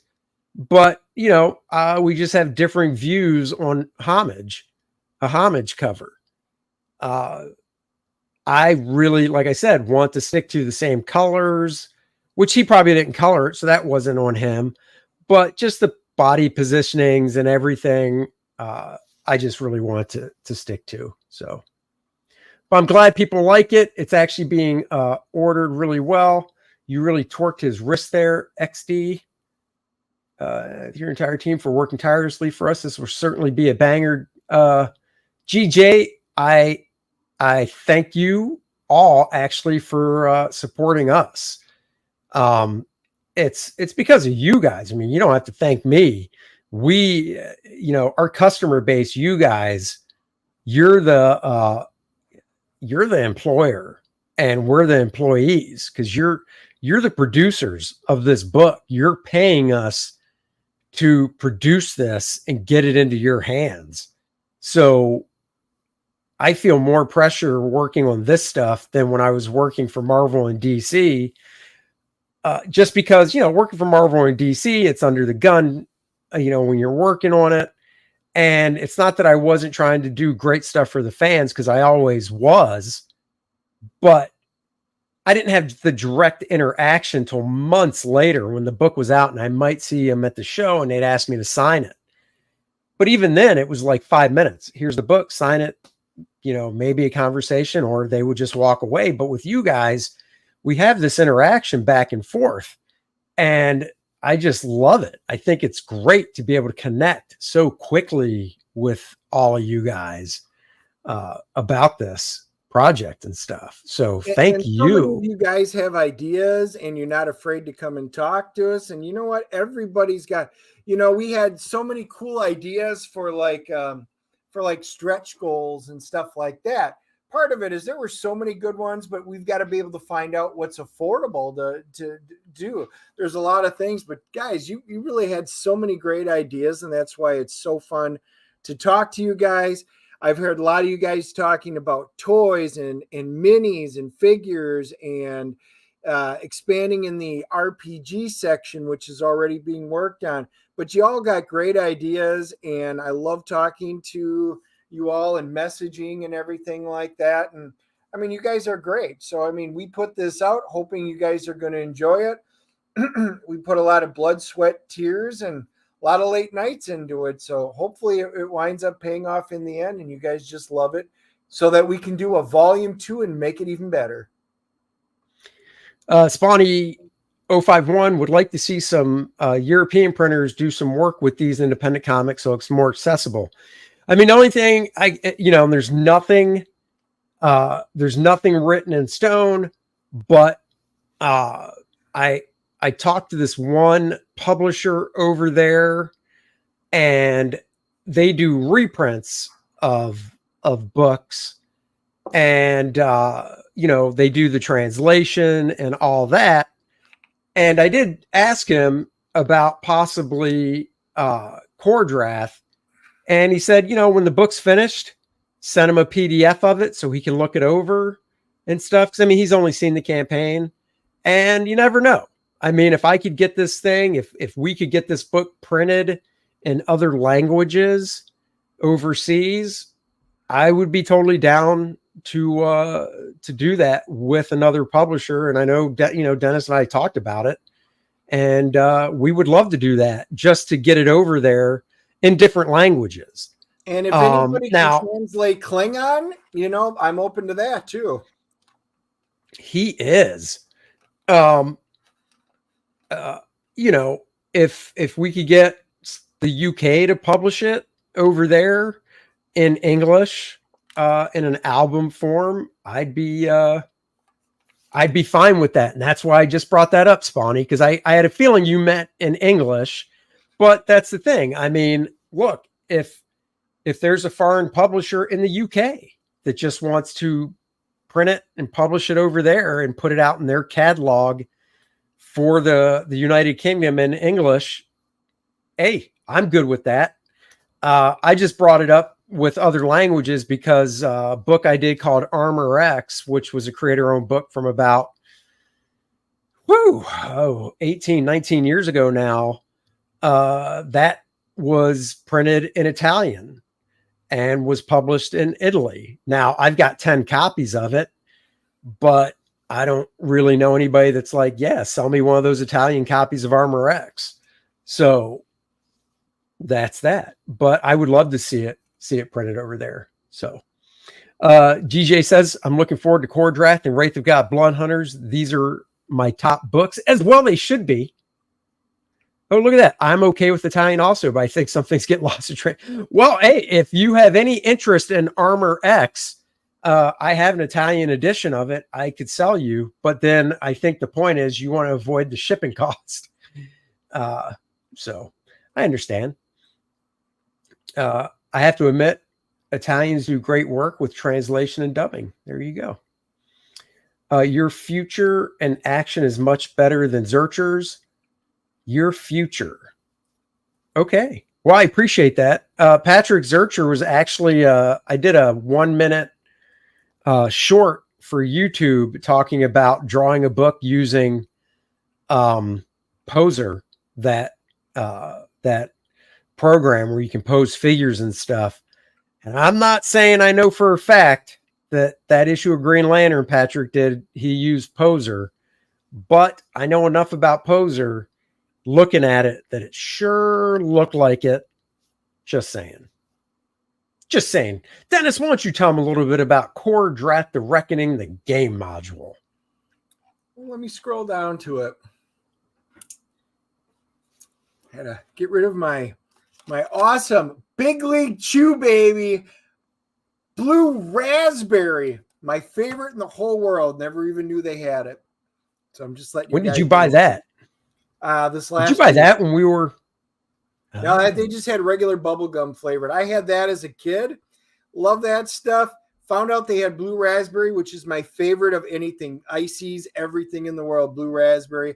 Found out they had it, so I ordered a case. You ordered a case? I did. I've already given away. My niece and nephew love blue raspberry also, so I'm already down to half a case. Are you? Oh my God! How many? I guess you would say pouches like that come in a case. Oh, I don't know. It's only that big. What are they? 12 or 14, something like that. And yeah, if you don't mind to get them, if you don't mind disclosing, how much does a case of that run? I don't know, $25, $28, something like that, which is cheap considering each pouch is like $4. Oh, yeah. I can't believe you didn't reserve a case for me, but you know what? Hey, whatever. I get it. I bought a case, so why would I reserve a case for you? That's greedy. That means you're taking Not a case. You could reserve a pouch for me. You didn't say that. You said a case. Well, you know, I meant a pouch. And I can record it. You are right. See, I won't be chewing for years. I'll be chewing for days. So, guys, Mayhem in the Mirador Mountains. Like I said, Joe's already tested it. I ran a test bed as well with not only my niece and nephew. We had all 4 of my god kids came over. We had a bunch of the adults. My buddy who I've been playing D&D with since about 87. We all ran through this. It was a blast, and I've gotten feedback from everybody who's tested it out. A lot of fun, guys. The interior of the module is going to look just like the old ones bit from the early 80s. I got the first few pages in. It's a lot of fun. We had put this up as 5th edition rules. I'm doing the 5e SRD so that it'll work with any of the compatible systems. But honestly, if you guys play 3rd edition or 4th, or you're a Pathfinder, guys, these are so easy to convert over. Any DM or GM worth their salt can do this in a heartbeat. But I did this one in. All my future stuff I will be doing as ICRPG, and I will probably be doing one and chew bubblegum. That's right. Bart Sears did the cover on the original artwork, and of course, Awesome Dan did the coloring on it. Yep. So we're waiting to see what the final total pages are going to be. I mean, I know what I type it out as, but once it goes through layouts and everything goes through, so we're waiting for the final number on there. But no matter what, guys, it's a lot of fun. If you enjoy playing the modules back from your childhood or stuff, it is absolutely worth doing. So, guys, we have a guest. We're going to bring on. Get yourself the game module. Get yourself the T-shirt. This guy must have heard us talking about him. Remember, guys, it's not a contest. It's not a contest. It's not a contest.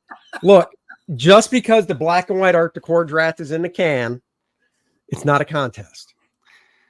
What are you streaming this early for, man? I just got up and I'm like, I get this ping on my phone that hey, I'm streaming. I'm like, what's he streaming for Friday morning?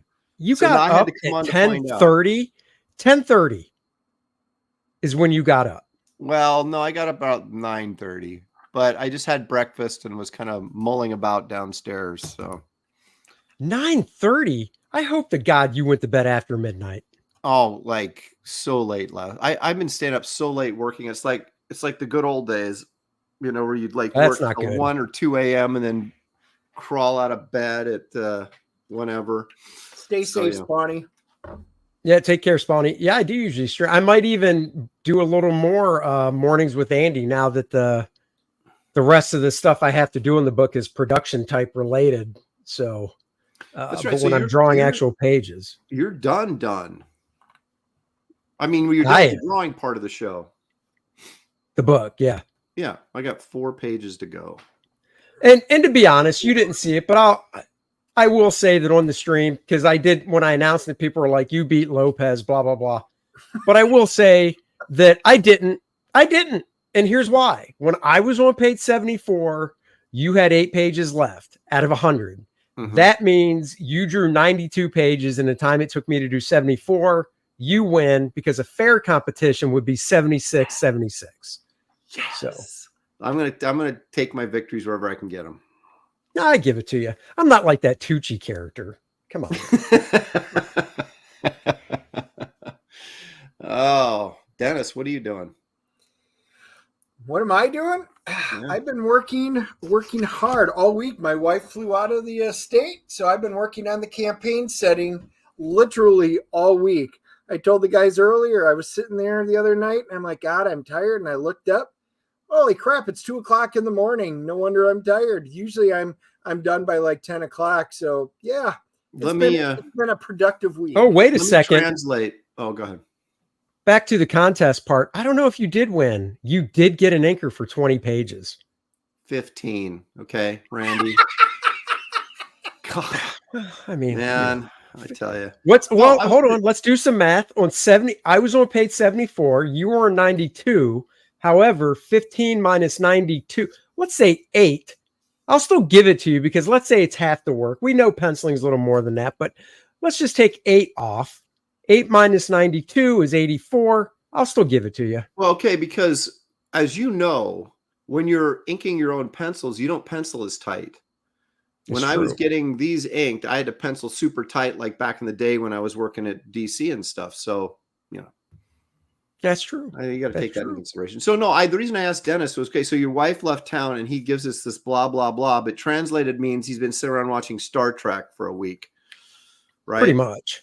He can't get enough of Strange New Worlds. God. Spock's eating bacon now, I hear, and he just loves it. Oh, dude, this is an awful season. I know Joe's going to argue with me on this, but this has been an awful, awful season.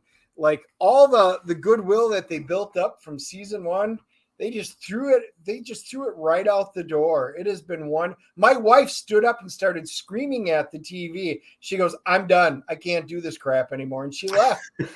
She won't come back. Should have never started. Yeah. Oh my God. It was so bad. There was hope. Season 1 wasn't bad. Picard season 3 was good. So there was this little spark of hope just sitting there going, yes. And yeah, it's crap. I could have told you that before you even wasted your time to start watching it. Andy, what size are you drawing your pages? You're doing 11 by 17, aren't you? Close enough. What does that mean? It means close enough.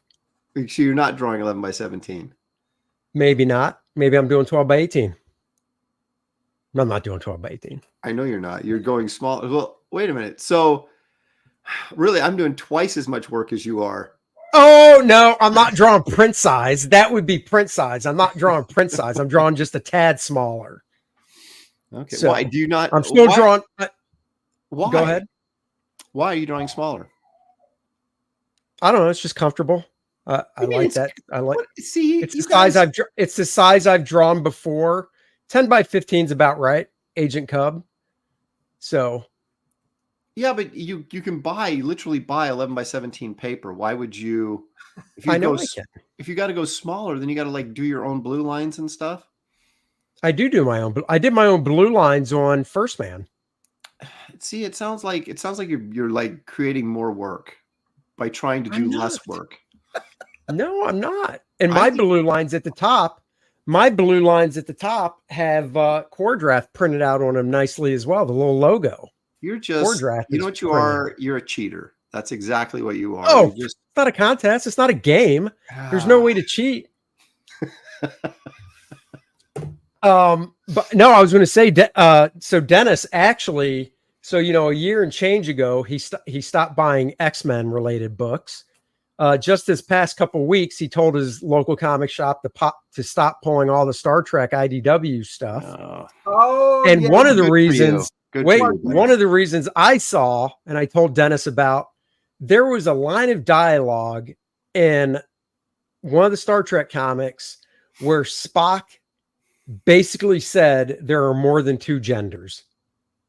Spock would never say that. And I'm not even a huge Star Trek guy, but I know that logical son of a bitch would never say that. He couldn't because it's illogical.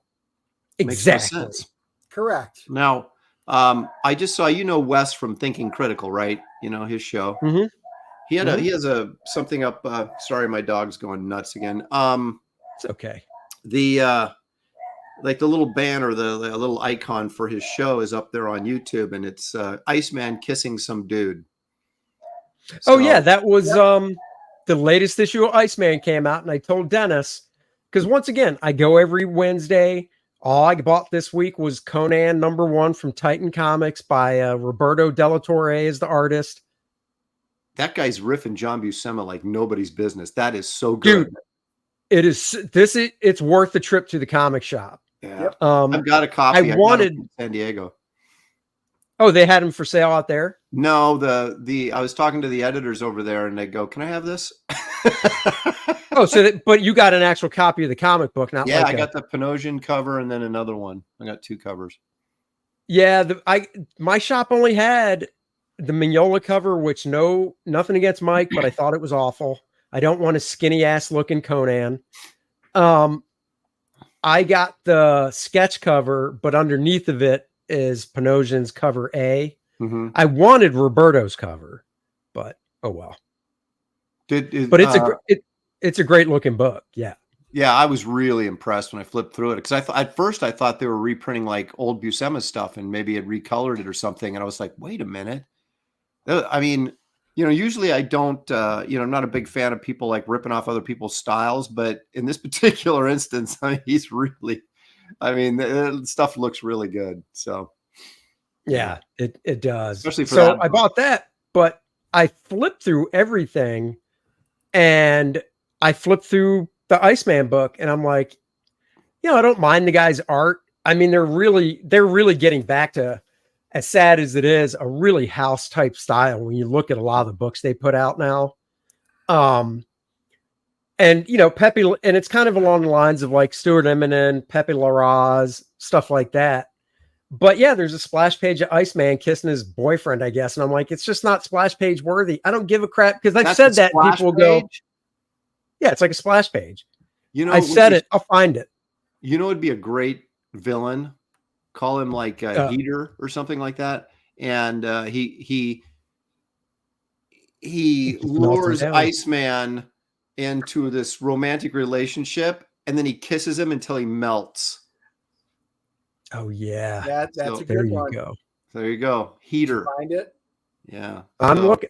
Give me a second here. I don't even flip through them anymore. I don't even look at Marvel or DC at all when they come out.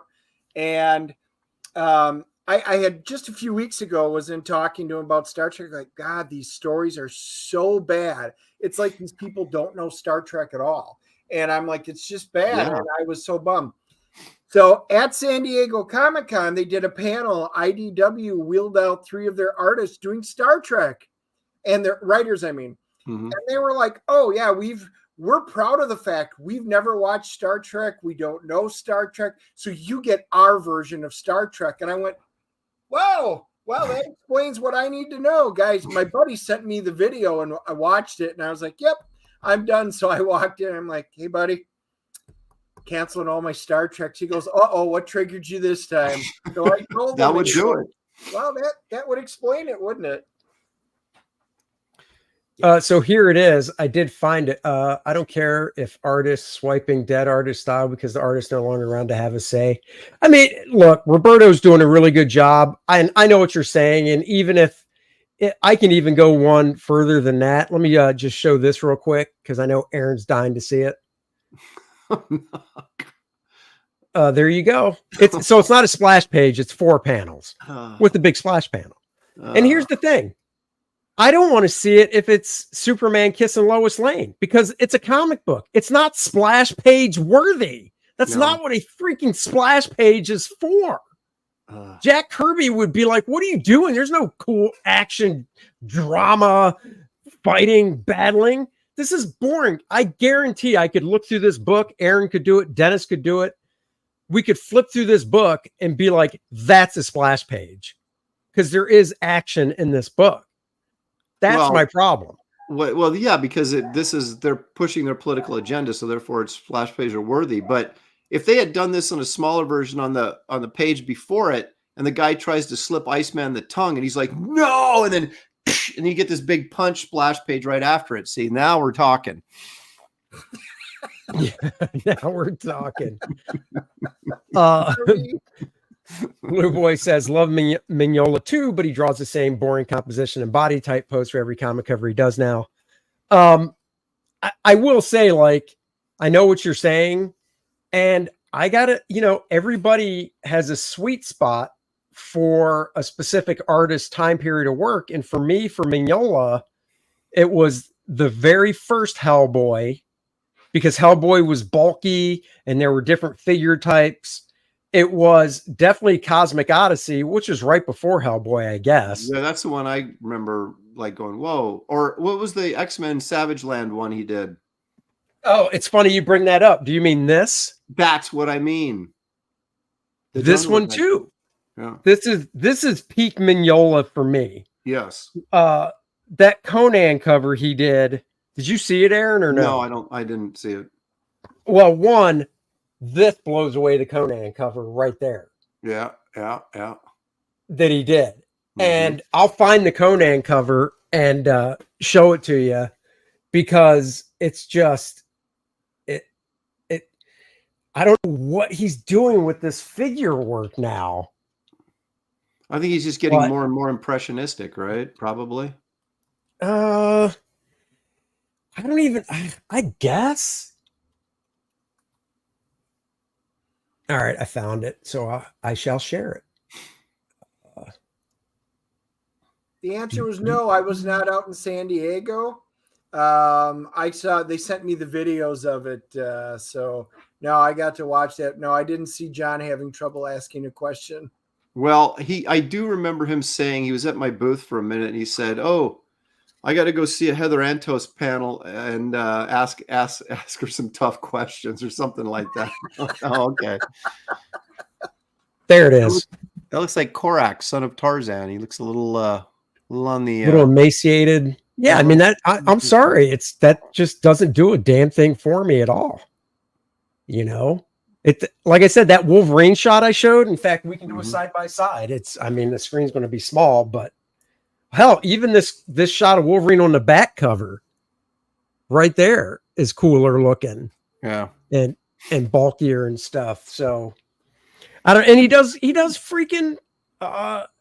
He does Hellboy with no shoulders. You know, it's just his head comes down. It's like a triangle. And I'm like, nope. The Hellboy from the beginning was the cool Hellboy, I think. So, but no, I was going to bring up to who mentioned, you know, he doesn't care if somebody's ripping another artist that's passed away because, you know, the other artist is gone. Look, if it's done well, I don't really care. I've used this example before. Art Adams doesn't draw interiors anymore. He just does covers. I still like Art's work. But if you want to find an artist that does interiors and has that feel, just get anything Nick Bradshaw does. Because Nick Bradshaw does a really good Art Adams.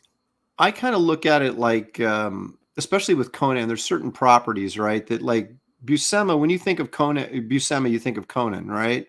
And so it's like if you like the Fire and Ice books that the Frazettas are doing right now, it's like if you had someone in there riffing Frazetta, it would be, I don't know, it'd feel completely appropriate. Right. And that's the same way I kind of felt with the Conan stuff. I was like, yeah, this looks like Buscema, but I don't care because it's Conan and I kind of want it to look like Buscema. So, well, and here's the thing too. It's really well done. It's not like a hack job. I mean, it's really well done. It is super, super well done. And even we talked about this, Aaron, on the phone, the Lord of the Jungle that Dynamite just put out with Benito, I can't remember his last name, drawing it, who is also heavily John Buscema influenced. But I got to say, Roberto is better, you know. But I really enjoyed that Lord of the Jungle that Dynamite put out because it had a very nice John Buscema vibe to it. So it didn't bother me. Yeah. I was supposed to draw that. Yeah, that's what we were talking about. But for $125 a page for pencils and inks, I had to pass. Yeah, I can understand that. Dennis bought the Fire and Ice book that came out this week, and the art's really nice. It's not Frazetta, but it's really nice looking. Yeah, I would like to do something in that too. Did open it up, Dennis? Show us some pages, man. Yeah, I'm gonna find. Did Kerry Nord do a cover for Conan, or am I just dreaming that? Dennis would have to look in the back because there's like 28 different covers. That's what I thought. Oh yeah, that's not bad at all. No, it's nice looking stuff. It is. Did you see, by the way, that they're putting out an action figure of what's his face? I forgot his name. Dark something, Dark Crow. I don't know. Dark Wolf. Dark Wolf. I was close. Did Carrie Nord do one though, Dennis? Can you read them and see? No, I think Carrie Nord didn't Carrie Nord. I thought I saw something with him like the. I thought he did a Fire and Ice cover. Maybe not. No, I was thinking it was like the recreation sort of Conan 16 with the frost giants. Sinkowitz. I thought maybe cover like that. Maybe I'm dreaming though. I mean, no, he definitely did it. I don't know if it was a cover or not. I just saw the image on Facebook and I was like, is that one of the Conan covers? Oh, yeah. Well, he's doing he's doing the art. They're bringing back Savage Sword of Conan in black and white, and Carrie's drawing it. Yeah. Yeah. Oh, he is? Yeah. Oh, yeah. Pick that up. Yeah, no, they're doing the FRAZETTA girls are doing a Dark Wolf action figure, which you can pre-order, which is really cool looking. I don't know if you've seen it. No, I haven't. So they're publishing this book, right? Sarah Frazetta and the gang? Yeah, and there it is. Oh, go to Big Bad. I think it's Big Bad Toy Store. You can order it. It's BBC. Dude. Different faces, different hands, the axes. It is freaking cool looking. Oh my goodness. $70, but it might be worth it. I'm kind of on the fence on 70. 70. Well, 70. You got to figure it's a low print run type thing, and we're all familiar with that. Oh yeah. I kind of get your opinion on this, Aaron. I kind of agree. AJ says, I find it rather ghoulish that Marvel does variant covers by repurposing non-cover art. And what he's talking about it from deceased artists is, for the past few months, they've been doing George Perez variant covers, and they're taking commissions of his and coloring them. Now, if they're sweating his widow money, that's fine, I think. Well, they must be, right? I would hope so. How could they be taking, if it's not something he did for them, they couldn't just take his private commissions and put them on the cover without permission, could they? I don't know. I would assume that it's the George Perez estate, which his wife is in charge of. So, well, yeah, that's the thing. If they got a deal with her and she okayed it because, for whatever, then that's fine. Which I would assume. Right. If they were taking, I thought what you meant was they were taking like panels he had done for them, like from a book or something, and making it a cover or something. I would be like, come on. No, because I'll be honest. I bought a variant cover a few weeks ago that he did of Captain Marvel because it was a con sketch, or it was a con piece, colored really nice, and it looked really good. But George drew the original red and blue Captain Marvel from the 70s flying. Right. And then next to him, he drew Miss Marvel in her black costume Dave Cockrum designed. And I was like, that's a really nice piece. I'll buy that. Well, the fact that, wait a minute, that this was on the cover of a Marvel book? Yeah. And they used the Miss Marvel costume? Yeah. Wow, that seems sort of sexist and anti-feminist. I know. And non-woke. I can't believe they would do that. It's crazy. I know. Yeah, I just looked up Big Bad Toy Store. Yeah, $94.99. They're $94.99. They are not $70 anymore. They already jumped it to $94.99. Well, then I'm going to guess. Here, I'll just search it. What's he called? Dark Wolf? Dark Wolf, yeah. Let me see. I'll see what site the Frazettas are selling it through. Oh, it's FRAZETTA Girls. Duh. So here, I'll share it. Share screen. Oops. Don't need that. So there it is. Well, that seems sort of dumb on their part or why would Big Bad Toy Store be selling theirs for more if you can just go to the FRAZETTA site and get them cheaper? And I did see somebody in the chat say slap a Kor-Drath head on it.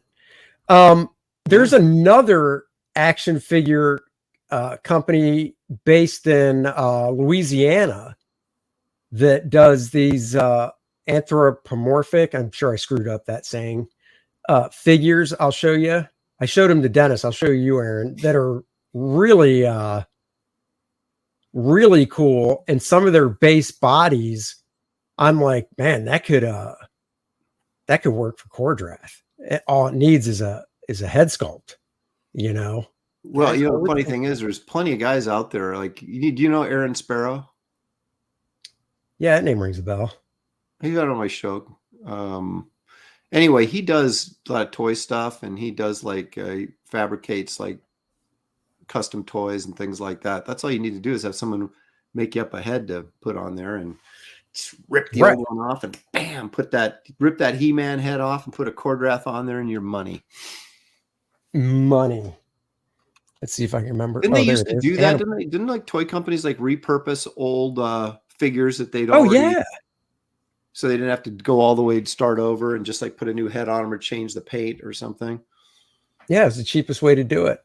All right, let me share this. I think I saw these figures at GalaxyCon, the actual action figures last week. I didn't buy them, but I saw the figures and I was like, oh, these are freaking cool. So wave one. And they did a crowdfund for these guys. So this isn't based on anything other than their own concept. This isn't like based on a movie or a game. Nope. This is everything here is their concept. Oh, like these monkey things are pretty cool. And well, there's more than monkeys. There's a kitty. Very Thundercat-ish. Yeah, and they did a comic they did a comic book as well. Planet of the Apes meets Thundercats. Yeah, exactly. That's pretty cool. It doesn't get any. All right, let me go back to the store. Shop our products. Yeah, I'm just waiting for it to load. I actually bought, so the print versions of the comics are sold out, which sucks, but they have digital versions for $2. Oh, look at that. So I bought issue 1. I love that. Yeah, dude, right? Guy. Right. I like the guy next to him too. This guy. It's pretty cool. Yeah, I like the big bulky ones for, I don't know. The gorilla. Look at that, dude. Yeah, those are cool. And they're based in Louisiana. They crowdfunded on Kickstarter back in 2018. Do you know how much they how much money they raised? Yeah, they raised almost 400,000. Wow. So you can buy like the heads and stuff. Oh, look at that. That's pretty cool. Yeah. Well, Ethan's got some competition now, it looks like, huh? Well, they did this in 2018. Oh, so they're way out in front. Look at that. So like, damn it, I don't want to do that. What's the name of this company again? SPERO Toys.com. I'll paste the link. Spiro? SPEROtoys.com, yeah. I just pasted the link in the chat. Yeah, like the guy on the left here. Well, it almost looks like the guy on the left and the guy on the right are they're the same bodies, just different paint. The only reason like the build would work for Kor-Drath, but they each are furry. So I have to eliminate that. That's the problem. But these builds would be good. But yeah, look at these. These are the same bodies, just different heads. What are they selling these for? These guys are 22, but the other ones were 35 that I showed you. Bad for a small company, crowdfund type thing. Well, that guy's 48. Oh, he's a limited edition. That's why. Yeah, so these guys are the 35. Yeah. How much is that gorilla dude, man? I want to get that guy. I got no place. He's 60. He's 58. Oh, I'm not getting them in. Well, maybe I am. He's a big boy. He's got a big I downloaded, let's see what Wave 3 looks like. I downloaded the PDF of the comic. It's freaking cool looking. The art's real nice in it. All right. Is there nothing here? Is it? Oh, it's still loading. Come on, Wave 3. Come on, will you get off that dial-up internet? Okay, old man. Look who's talking. Man, I'm cutting edge. I just don't know how to use it. Yeah, exactly. Andy, you can't say much, Mr. Robot. You started the stream really well. Yeah, that's for sure. Look at that big dude. Oh, yeah, I know. I like that big dude too. Let's see if he has his own screen. So that's the armor set. No, it's the armor set. The figures sold separately. Wow. Yeah, he's the big dude. He's another 60. See, that's what happens. These big dudes, they're not cheap. Dennis will tell you. I charge a lot less than Dennis does. What, Kor-Drath is a furry? No. No, but I wouldn't mind talking to these guys. Kor-Drath the furry is the sequel. Kor-Drath oh God, no. But you know, everything you just said saddens me. I wouldn't mind talking to those guys just to be like, so what? Let's talk. I don't know. What can you tell me about how you make my toy? Yeah, seriously, man. Well, that's the thing. People bug me about that too. It's like, you can do an action figure, and I'm kind of like, after seeing what Ethan's going through, I'm like, no. Right. But if someone wants to do one for me, I'm on board with that. You know, because I mean, we looked at, we picked up Mythic Legions, and well, here, hang on, you guys talk for a second. I'm gonna grab it. Blue Boy says Dennis should create a mini of Aaron in his wheelchair. Oh my God! Oh, you're wheelchair bound now? Oh, that's sad. Blue Boy. If you show up in the Sunday show, you're gonna get blown up. I'm just telling you that right now. He knows already. He's already called it. Incoming cannonball. You're right. Does he have a flip phone? No, Aaron does not. He's actually one of us. It's Art to Bear that you can bust, because Art doesn't even own a cell phone. iPhone. Oh, here, let me make Dennis big. Now that's cool. I actually bought one of these as well. What is that?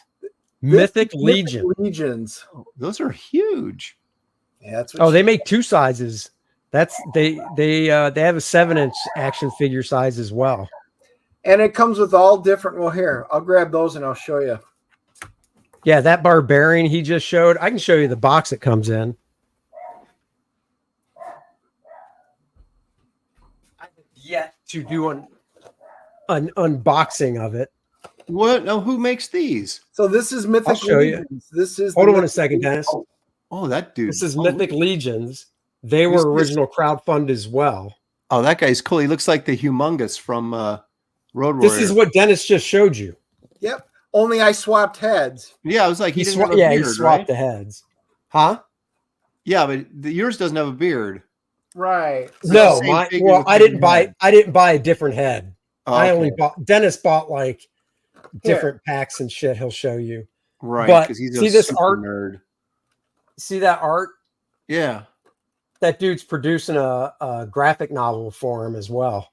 Oh, sweet. That's going to look like that. Dang, I just don't have any more room for toys, man. My shelves are just full. Dude, that's why I haven't unboxed it yet, because I don't know where I'm going to put them. Those are cool, though. This is all the accessories. You can get different heads. You can put in different horns, different weapons. You can put in the antlers. You can change and extend or shorten the axis for it. So yeah, I put on the head because this is in my mind, a much cooler head. But all of these Mythic Legions of the same size. So now here's what their regular ones are. So this one, I got this one because he's kind of similar to like it's hard to tell with that glare. The Paladin. Yeah. You should just share the website. Yeah. Paladin. But there's a difference here. This guy's huge by comparison. Yeah. Are these mail order only, or are they in stores? No, they were at Heroes Con. Yeah, they're in stores. Matter of fact, our buddy up at quick plug, Needless Essentials up in Lincolnton. They're a dealer for him, and he's been doing it since the beginning. It's awesome stuff. So we can go through. So they have Mythic Legions, Cosmic Legions, Vigora, Obscura. I don't even know what that is. I guess we'll find out. So Mythic Legions 101. Let's see. And they were crowdfund too, right, Dennis? Weren't they? I don't know if they started out as a crowdfund or not. I mean, I got into it because all my buddies, Chris, Reggie, all those guys, they've been doing this from the beginning. And these are the original Kickstarter. Oh, look at that bog goblin. How much is that? Now look at this guy. Who's that remind you of? Stealing my vampire ideas, man. Carpathius. They had one of these up at GalaxyCon, Dennis. That's the same size as that Barbarian we got. Oh, nice. So Here, do the Bod Goblin. The thing with these is you can buy any of those characters. You can swap out all of their accessories. You can swap out heads. You can swap out wings, arms, legs. You can take any character in there, pull them apart, and just re-put them together, and you can create whatever it is you want. So they're like kind of like Transformer. What are those? There used to be toys when we were kids, weren't they, where you could like switch parts and make your own Micronauts. Yeah, there you go. How much are these? That's a very good question. Hold on. If you get them when they're out, they're usually around $40 for the regular size, $50 for the bigger ones. Okay. The problem is what they do is they don't keep making them. So like that Wave one, when they're done, they're done. And so then they go and buy them online, and a lot of those are $200 and $300 a pop secondary market now. I just want to see if I can find the vampire dude, because he was really cool looking at that size. They do a horse too. Jeez, look at that. By the way, did you see that text I sent you a couple of weeks ago about the posable horse that was a really good price, Aaron? Yes. No, I didn't get it. I should. Oh, I did. I know I should get it. I got like a lot of I should do this kind of thing, and they just sit there and I don't do it. Dude, let me tell you, I'll show it to you in a second once I'm done going through this. For $20, that one posable horse I showed you that I paid $45 for, it's awesome. But for $20, this one's just as good and a lot cheaper. So, damn it, I don't know where to even look for that one because they've got so much stuff here. Yeah, they even have a Facebook thing. It's called the Cabal, and they literally will show everybody creates custom figures with them and puts them out there. Dude, it's an entire world that all these fans are into big time. It's really cool because I've got friends that do this, and they came to the show every single day because every day at their table they would release a few of the older ones, and everybody swipes them up. I mean, they sold just unbelievable amounts, but they're cool. Mm-hmm. Yeah. They super are. Oh, I'll show you. Yeah, show me that horse again.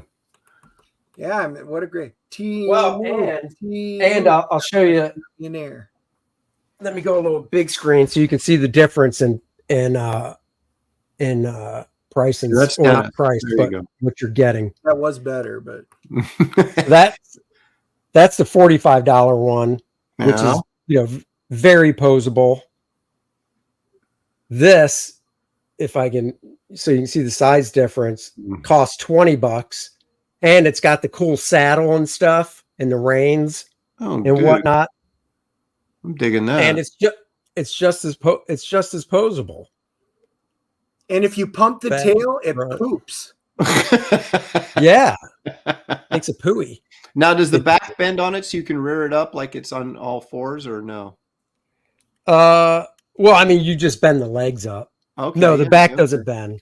Yeah, okay. The back doesn't bend. You just have to rear the legs up. Yeah. But it comes with a stand as well. Where did you get that one? The cheap one? Oh my God, I'll send you the link again. It's called Temu. Does Temu have a website, Dennis? Temu, shopping like a billionaire. It's an app for your phone. Trust me, I use it. Yeah, it's worth it.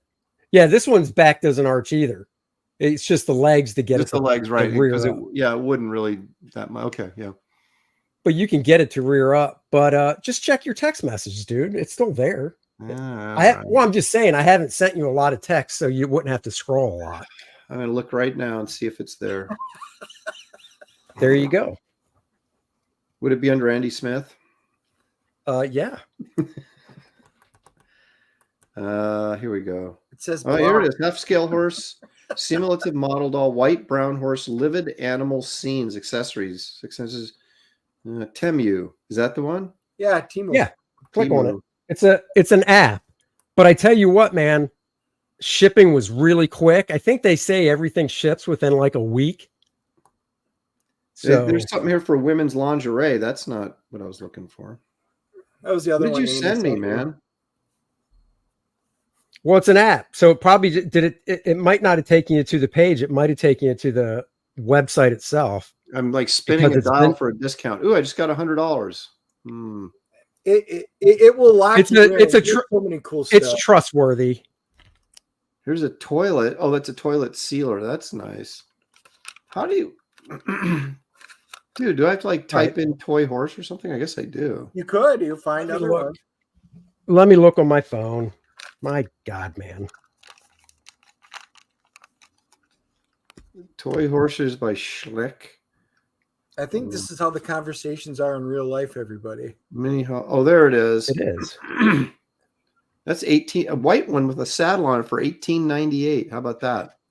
That's what I'm saying, brother. Okay. You got to get it. Free shipping. Free shipping, I believe, too. Yeah. It is. They have a cuddly Highlander cow doll. I don't know if you need that. Mythological magic unicorn.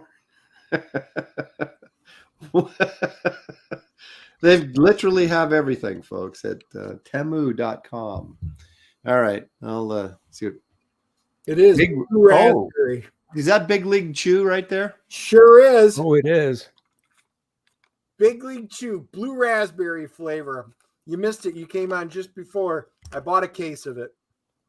I didn't know they still made that stuff. We went to Andy and I always do a Wednesday night dinner after our show and stuff. So we went to one of the places and they have all these candies and stuff that were in a different part. I walked over. I'm like, oh my God, Big League Chew bubblegum flavored. So I was like, that's cool. So I picked one up. Man, it took me back to my childhood, the Big League Chew packs. Weren't they shredded like they were supposed to be like tobacco or something, but they were yeah. So it doesn't look so shredded now. But yeah, it's all shredded. You just pick it up. So then I was sitting there talking to some guys and they're like, oh my God, dude, Big League Chew, they got a whole bunch of flavors. I'm like, wait, they still make like other stuff? And they're like, yeah, great. Then somebody said blue raspberry. I'm like, oh. So I Googled it, found out it was the case. So I went and hunted down an entire case of it. So I ordered it because I'm like, that is my favorite flavor in the world. Well, there you go. Kelsey bought some markers on that app. That I believe. Dude, you can get good stuff on that app cheap. Where like, tell them, didn't your niece buy a set of earbuds for like $1 or some shit? She did. It was 99 cents. So I laughed. I'm like, did you really? And she goes, yeah, I got them. What do you think I'm listening to? I'm like, wait, are these real? So I look at them. I'm like, they are. I lost my earbuds at one of the conventions. So I literally just ordered 3 different sets. And I don't think any of them were more than like $12. And my Samsung set that I had before, they were $100. It sounds like it's like Temu is like one of those, like, the ad pages in the old comics where they just had like tons of little things you could send away for super cheap. Yeah. It's a Chinese thing. I think it's an app. And so you can put in your cart whatever you want. So sometimes I've gotten them within days. I mean, I buy a lot of stuff from it, and other stuff it's been weeks. Well, then I'll find out it came from overseas. So it all depends on what you're ordering as to where it ships from, but it's free shipping. They only ship it in bags because that's why the shipping is free and stuff like that. So there's no boxes. So I don't know, man. I think the horse, I don't know if the horse came in a bag or a box. If it came in a bag, it was really like padded out. The horse itself may have been in a box, but they don't put the box in a box. They put the box always in a bag. They're orange bags that get delivered to your house and everything. But they're cheap, and haven't had anything bad. So knock on wood. All right. Well, maybe I'll be the first one. I'll get one of those horses and see what happens. It'll come in like broken in pieces because I just threw it in a plastic bag. It's just no, dude. You know what's cool too is the back part of his legs. Not that you need to do this. They can bow out, so it's not just front and back and then bow in and stuff. Really, so, dude, this thing is really freaking cool. I was so impressed. I was like $20. I paid $45 for that other one. But I've already used it as reference. So it's a guy, not a girl.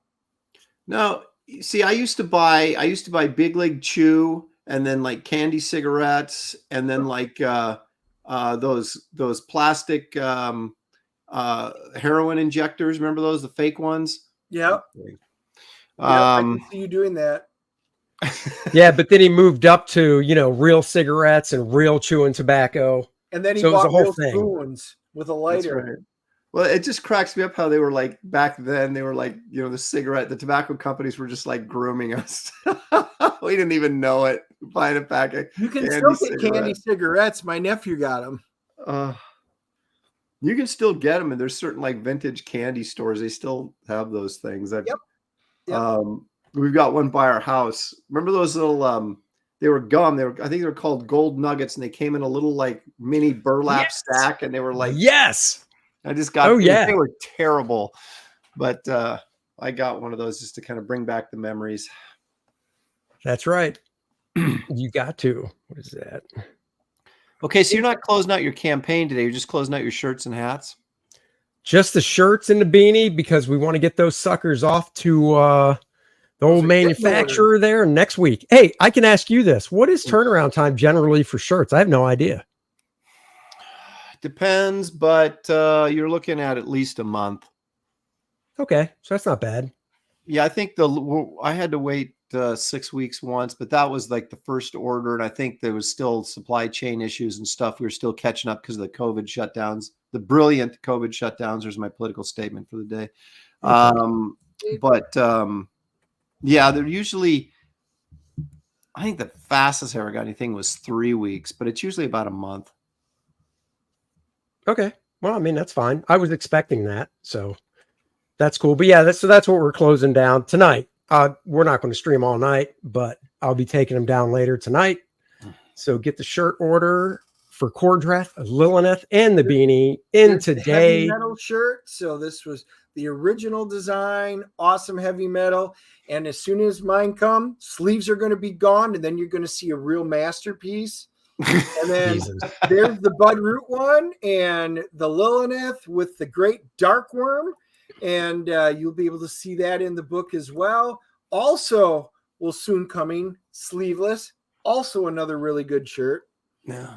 And then the beanie. Therefore, those of you that need something to cover your hat, you've got the beanie. That's right. And what Dennis will do to the beanie is cut out ear holes.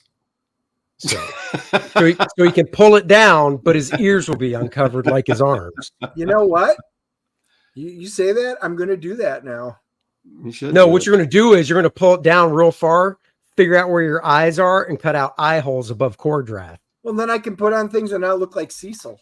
That's right. Exactly. Or that was that one kid from the Bill Cosby Fat show, Albert. Cartoon show. Was it from Fat Albert, right? Yeah, he had the pulled down over his eye. Mushmouth. Yeah, was it? Was it? No, that wasn't Mushmouth. That was Mushmouth.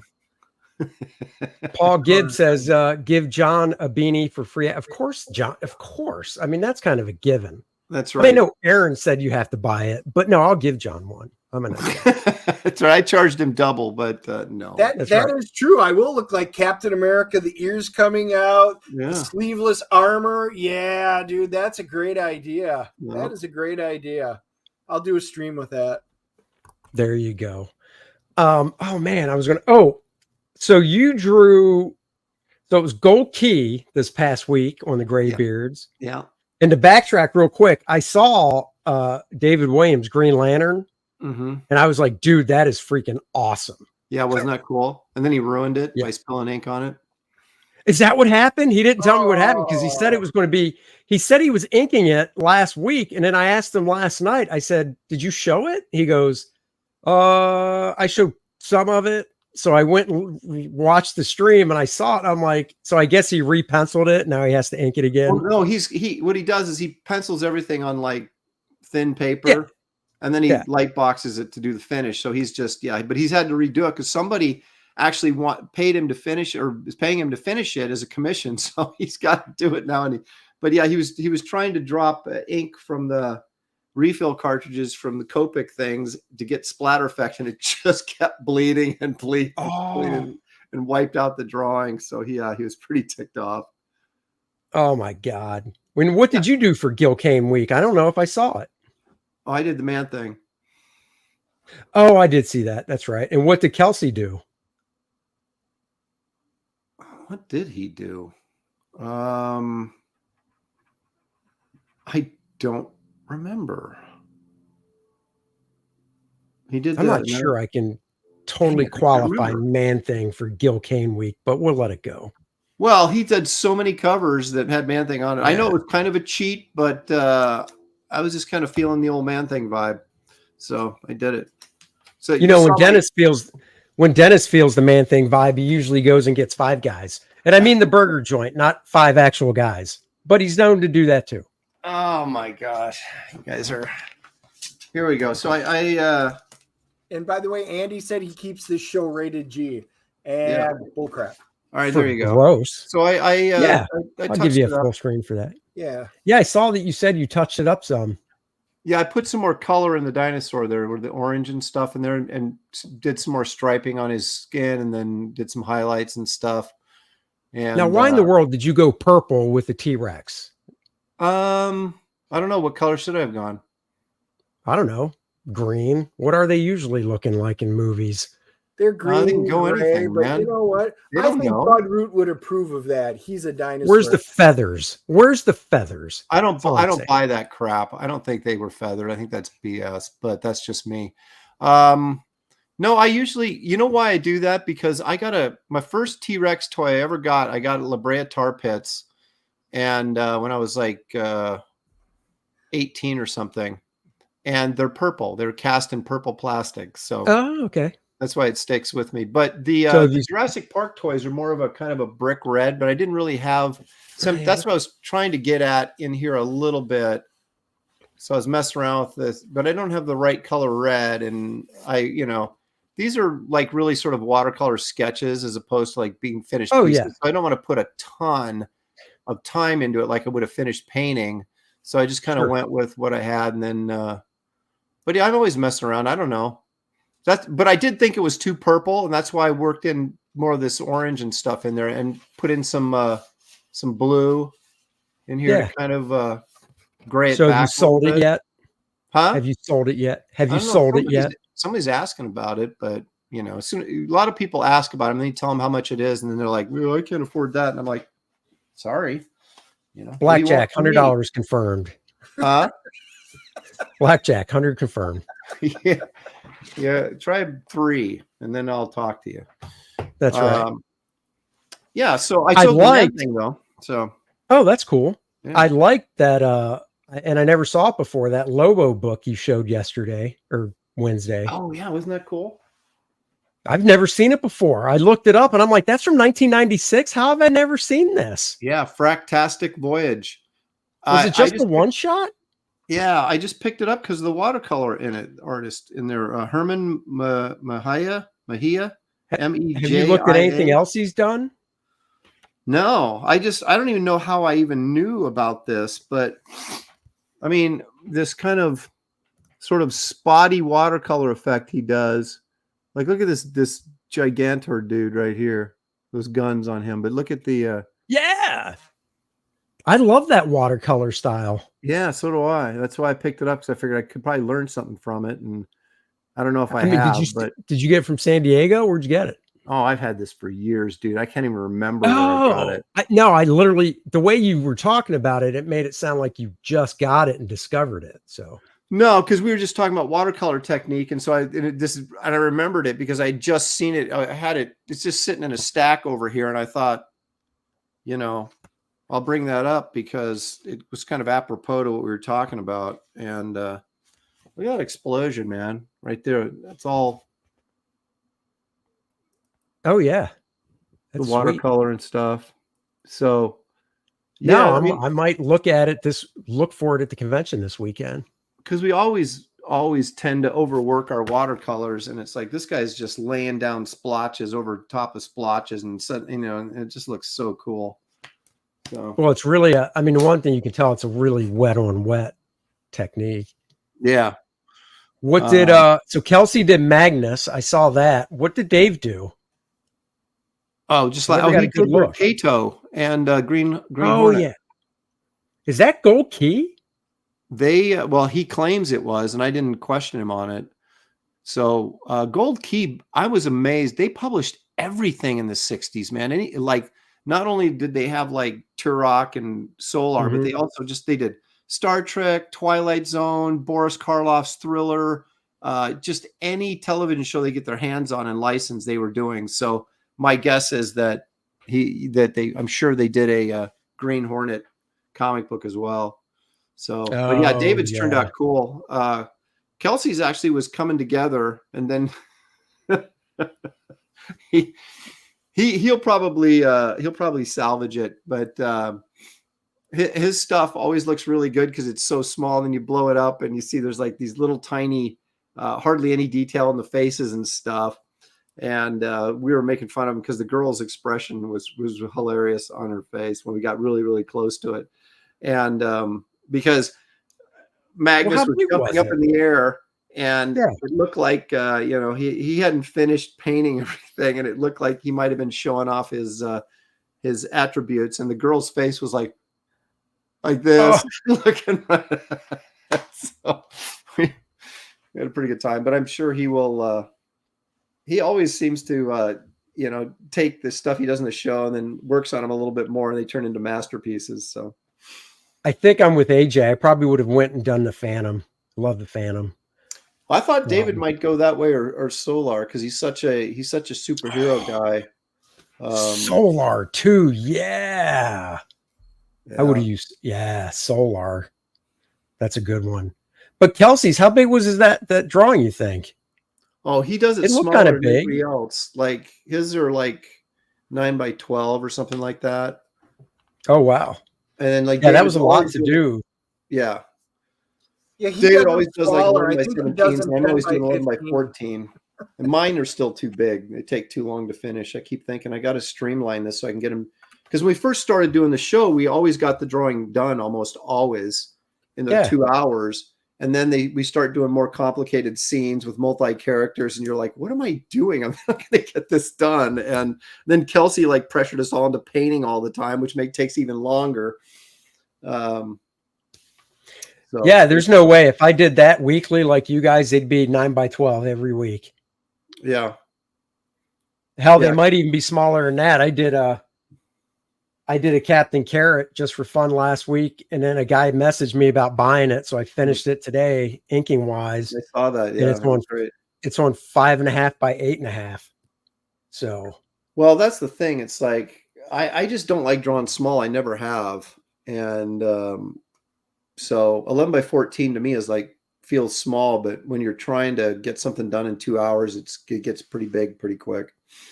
Blackjack, just so you know, I did a cover about 12, 13 years ago for Moonstone for one of their Phantom books. And I colored it, and they never said anything to me. But when it came out, it was colored by somebody else, and it was just awful, the coloring.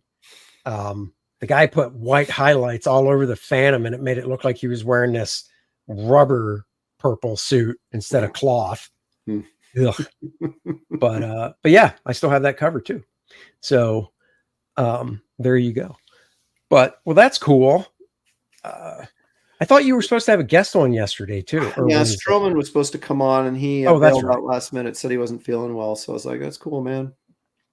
Oh. He's like, I'm Larry Stroman. Why am I hanging out with these guys again? That's kind of what he realized. He's like, why am I coming on this show with these guys? I mean, I'm sure he has a great deal of respect for me, but Kelsey and David. Oh, right. Well, I mean, it's nice that you have him on, but it does what's the word I'm looking for?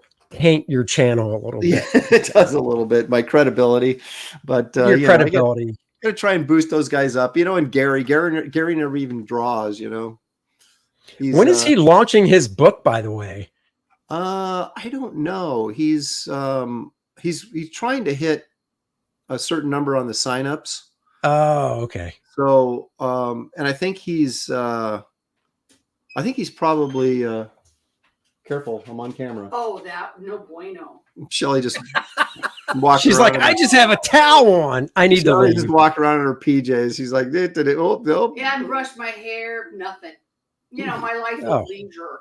That's right. So Dennis is in his PJs right now. He has his Packers pajama shirt on.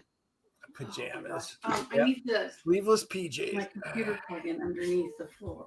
all right, hang on a second. I'm going to stop Cam for a second so Shelly can get on here and steal what she needs. The camera.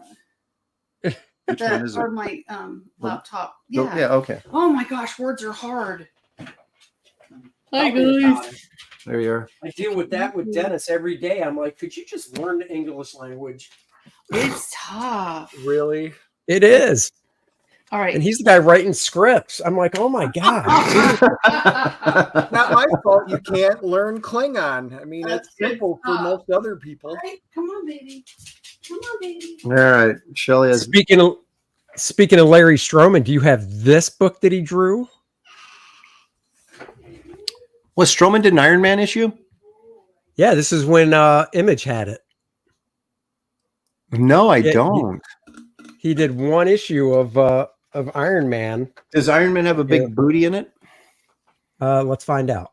I was going to save that. Well, I'll still do a short 1 minute short of it, but that's the splash page. Mm. I I loved his X Factor stuff. Oh my God, his X Factor stuff was great. Mm-hmm. His style is just so recognizable. Yep. Here you go. Here's a Captain America shot. So he didn't ink this. No. It's like somebody inked it over him because it looks slicker than what he normally would do.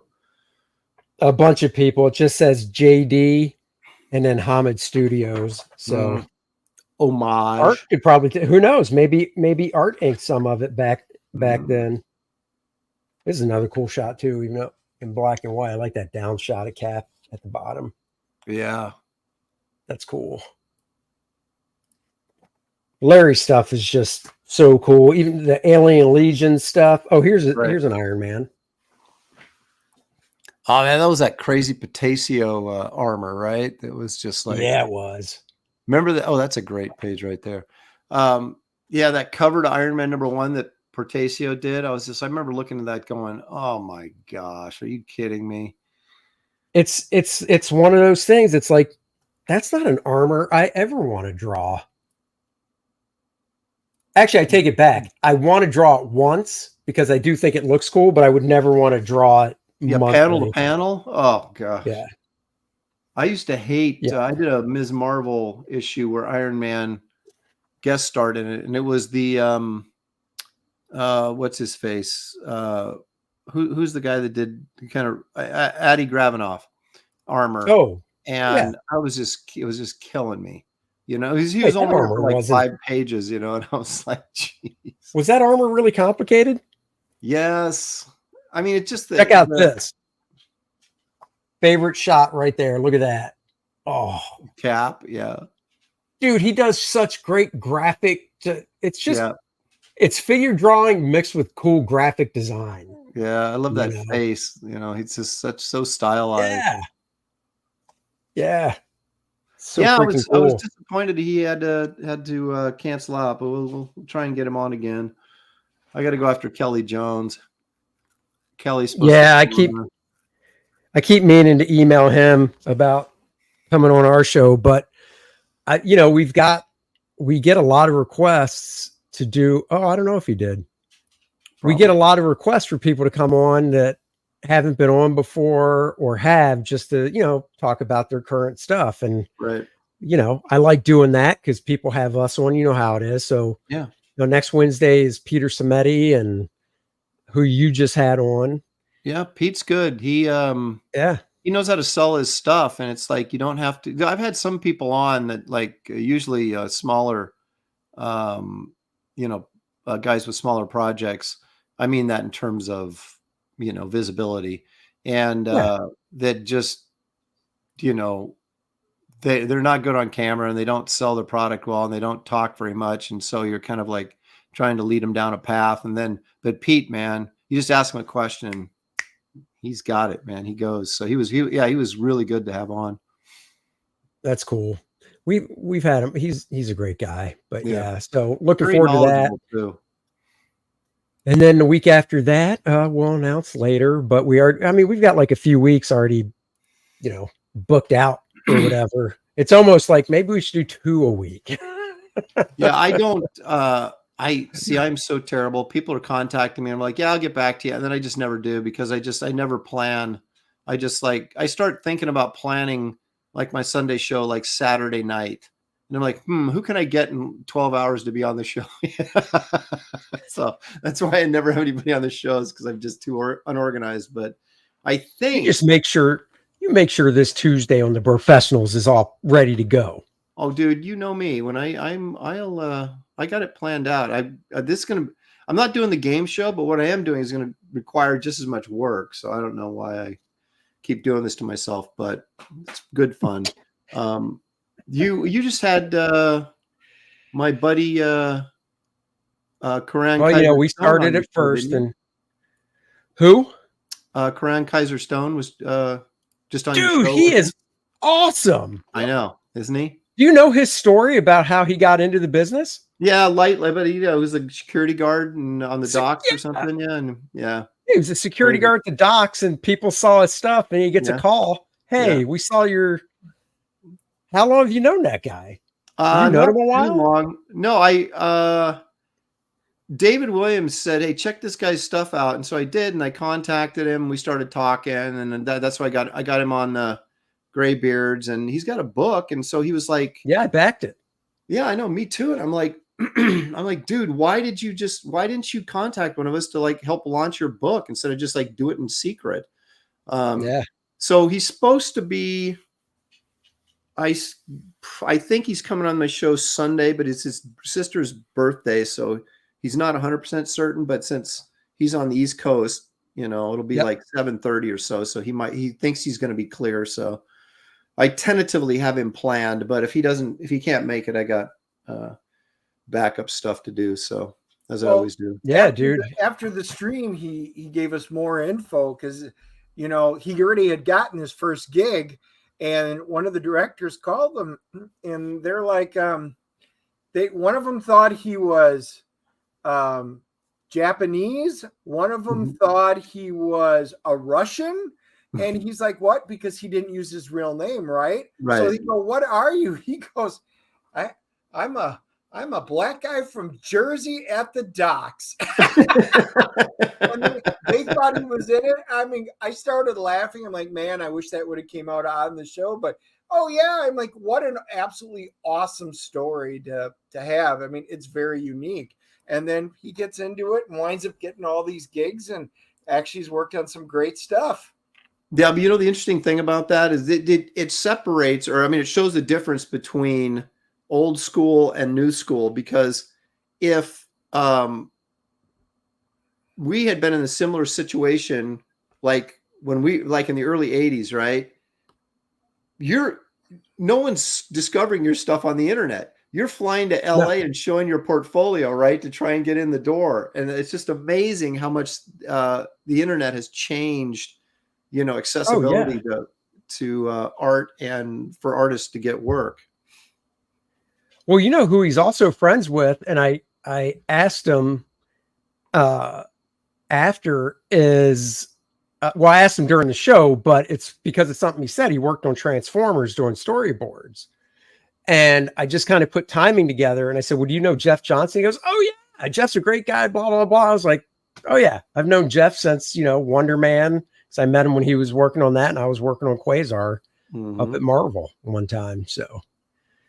So yeah, I thought that was cool. Yeah, I haven't talked to Jeff in a while. Oh my God, I haven't talked to him in forever. I mean, I just see him on Facebook. But yeah, so after Peter Samedi, we're having Chad Townsend on to talk about his project that he has going on. That's a great looking book. So there's a lot of stuff out there now to choose from in this. And he's another guy. He's a character designer, and the Black Phantom just looks freaking awesome. Have I seen his? I think I have. I mean, I know who Chad is. I mean, I see his stuff on Twitter all the time. I'm trying to think of the art for the Black Phantom, but right now it's cartoony. It's right along the lines of the cartooniness, I guess you would say, of Kaiser. You know, it's just so freaking cool looking. You know, because it's not that I can't do cartoony stuff. I can do cartoony stuff, but it's not as natural and it's not as exaggerated, I guess. So I just really look at those guys and I'm like, man, that is just so cool. Yeah, it's a totally different mindset. And you know, if you do more realistic drawing, I guess you'd call it, you know, the styles that we work in. It's hard to push. You don't think in terms of pushing it as far as those guys push it. But you know, you have to really kind of get outside your regular frame of thinking, and it's hard to do that. I had to, when I did that book for you know, that creature book I did that you set me up with back. I remember doing drawings and just like having to throw them out because I wasn't pushing the caricature aspect of the creatures enough. And I started looking at Peter de Sèvres' work, and then another character designer I've known for years, Chris Ayers, and looking at how they would, like, you know, just take a pig, for example, and make it into this incredible, you know, just full of life and over exaggerated drawing. And mine just looked like a pig you'd find in a farmhouse, you know, and you're just like, dude, you got to push it. You got to push it. So I looked at those guys, and it really helped me sort of start for that book in particular, to start pushing the boundaries of what I thought looked like, you know, a pig, or which looked like a goat, or whatever I was, you know, a frog, a rabbit, anything. You just really start pushing it. I'll make the eyes bigger, make this teeth bigger, do this. And it took a while to get into that mind frame, because we're always like, you know, if you draw a rabbit in your comic book, you're drawing him to look like a real rabbit. But these guys are like, you know, it's a rabbit, but there's really nothing about it that looks like a rabbit. I mean, it's pushed so far. And that's the cool stuff. And that's what they're doing with like Spider-Man into the Spider-Verse and all that kind of stuff. They're just pushing the anatomy, and they're pushing the dynamics to a level that we just don't normally think to do. So, by the way, did you see the second Spider-Man in the Spider-Verse? I did. You know, the third one that comes out next year got pushed back a year. My daughter and I were so ticked because we went and saw it, and we had no idea that it was like part 1 of 2. Nobody did. And that's why they did it. Because I was at the end of the movie, I was like, what? I know. I was furious because I was like, well, first of all, here's the funny thing. That thing was like, what, 2.5 hours long as it was? Yeah, it was long. Yeah. And I was like, man, I got to pee so bad. I hope this thing is over soon. But then I'm like, there's no way they're wrapping this thing up in like because I looked at my watch and I was like, this is 2.5 hours long. How long is this freaking movie? And then it just ended, and I was like, what? Yep. But at least I got to go to the bathroom. So I know it's not like, and now it's pushed back. Yep. At least Dune ended in a very good spot, and it was done on purpose. No, initially apparently they were planning on telling people, and they said, you know what? If you tell people that, they're not going to come see this. So they left it quiet as a marketing ploy, and it worked. Yeah. I wasn't even sure if we were supposed to say, is it a spoiler alert to say it's part 1 of 2? I mean, because you're not really revealing anything, but it was such a shock that I didn't see it coming at all. I had no idea. Just like that. Done. Yep. So I guess everybody knows by now. You know, Aaron, we saw Meg 2, The Trench, last night. How was it? Everything you would expect in a Meg 2 movie. Okay. Yeah. Did you see the first one? Oh yeah. Yeah. Did you like it? Yeah. That's the question. Okay. It was a ridiculous movie, but yeah, I kind of liked it. Okay. That's what this is. Well, I mean, so did I. More ridiculous, but it's still fun. It's a popcorn movie, and don't think too much into it. Okay. Yeah. Anything with a shark in it, I'll go see. Don't think too much into the fact that Jason Statham is able to go underwater for at least a minute and change at the depth of 25,000 feet with no protective gear. Okay. I'll just let that, I won't. Just let that slide. If that goes by, you're fine. Everything else in the movie makes sense. I've read all those books, and I knew Steve Alton because we were going to pitch something together, and I've been trying to find the high res image of it, but I can't find it. All I can find is the, I guess you could say the website usable one, because the image is on my website. And this was like 18 years ago. So I did up a pitch piece, and it was colored and everything. And it was his job to, try to pitch it around and stuff. And it was before he was, Steve Alton, obviously with all these books under his belt.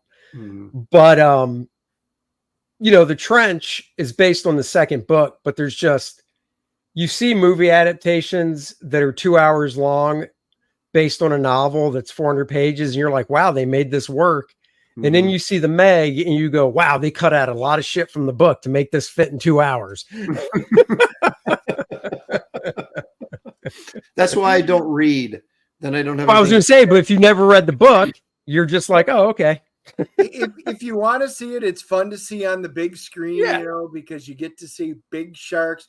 My favorite, you saw it in the a bit of it in the trailer, where you see it you're like inside where his tonsils are, and you're looking out and you see his jaws doing this, eating people going through it. And I'm like, wow, that was kind of amazing. It was very Sharknado-esque parts of it. Oh my goodness.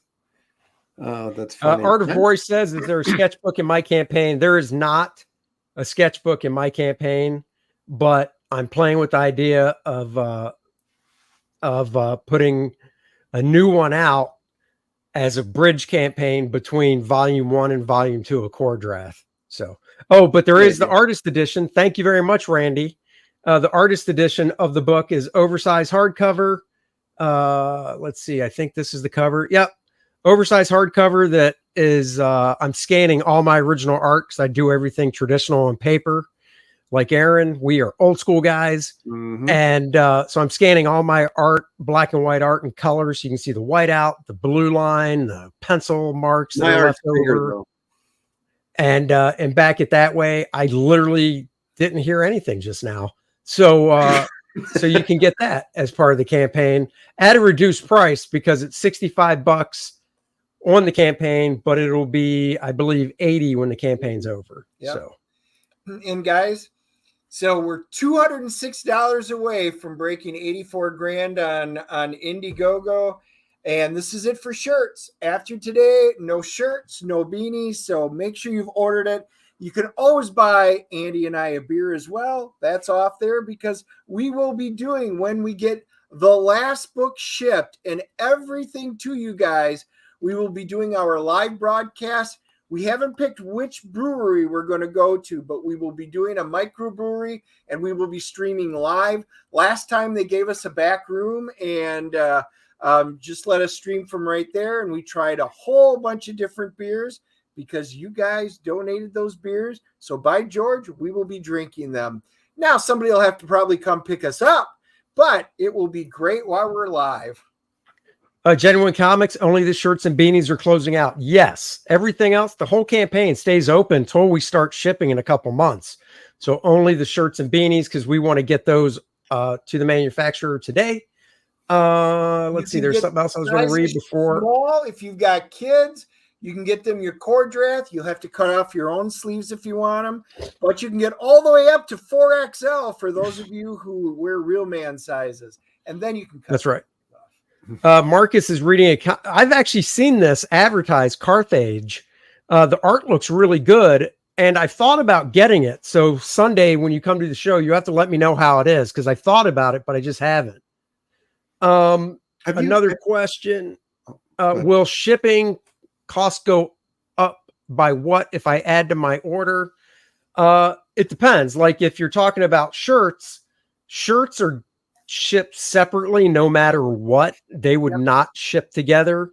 If you're talking about, say, the artist edition, because it'd be a separate order, so your shipping would be different, but the artist edition costs more to ship anyhow because it's bigger and heavier.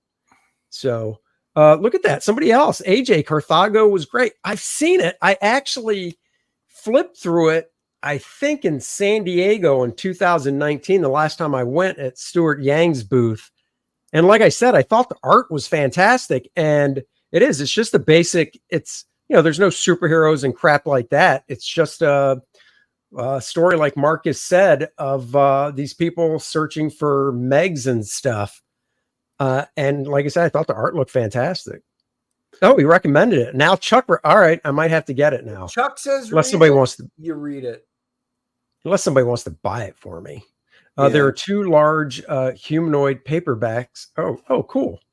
All right, I'll definitely have to look into it.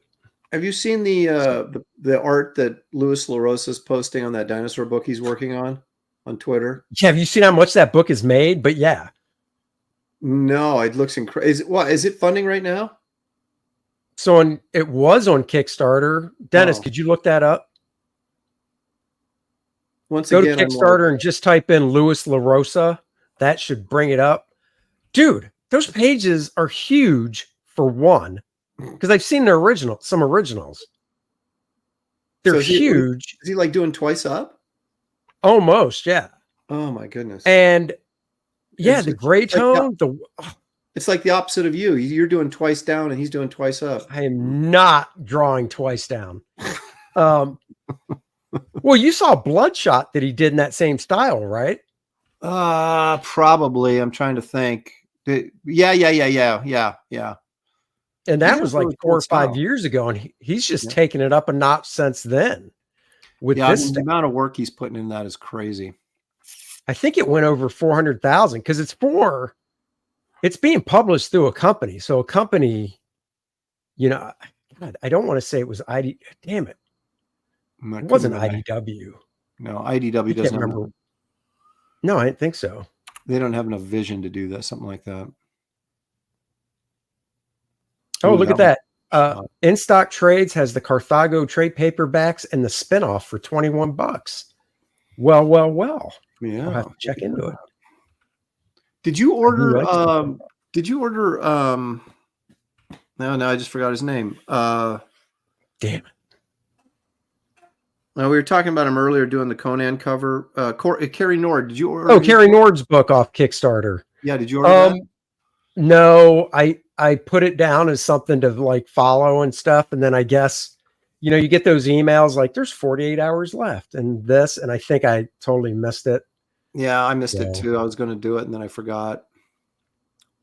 Because it looked really nice. I'm sure you'll be able to get it after. I would think so. Well, he's got like, I think, carrynordcomics.com or something, I think. So I'm going to go check that and see if he's selling them on his website, which I assume he must. That's cool. Got to overprint that stuff, man. So Tuesday night, you had to go pick up Samantha from the airport. Mm-hmm. Is she out of school again? What's the deal? What's going on? No, she got hired to choreograph a bunch of numbers for a dance studio for their competition season. So there was a studio back in Phoenix, and so I had to.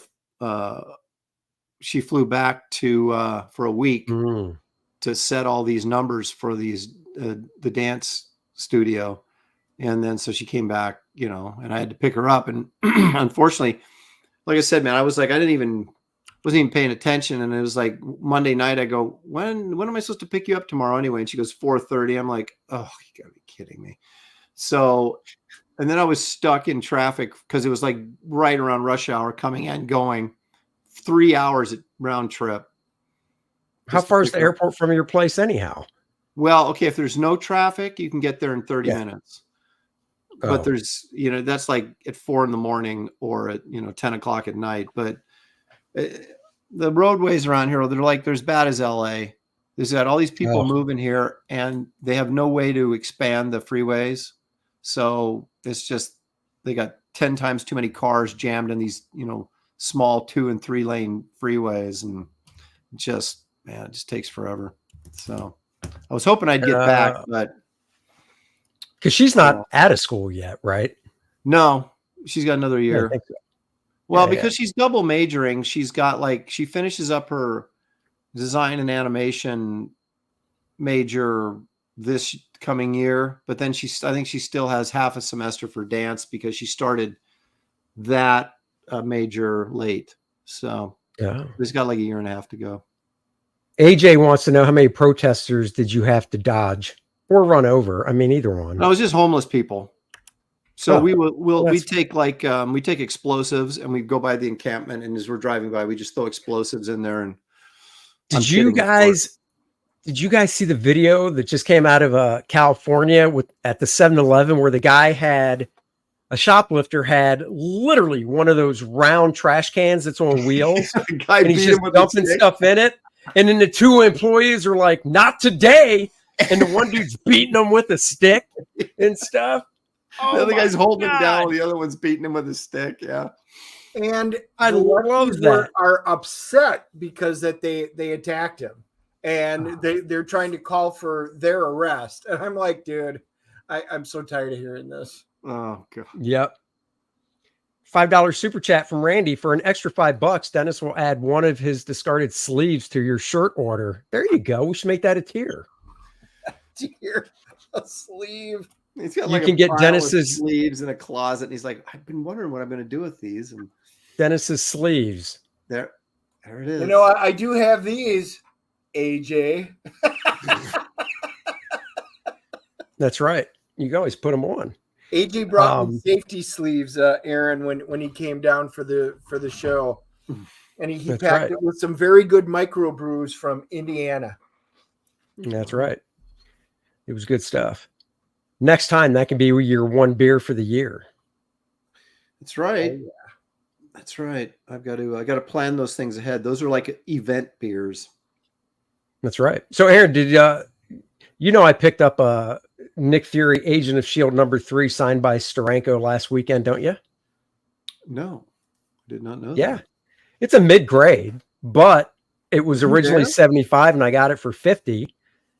And no. Oh, it was just okay. It was just somebody had but it. Considering his signature charge is 50, I basically got a free copy of Nick Fury Agent of S.H.I.E.L.D. for what it would cost for a signature. So blankets. Not knit blankets.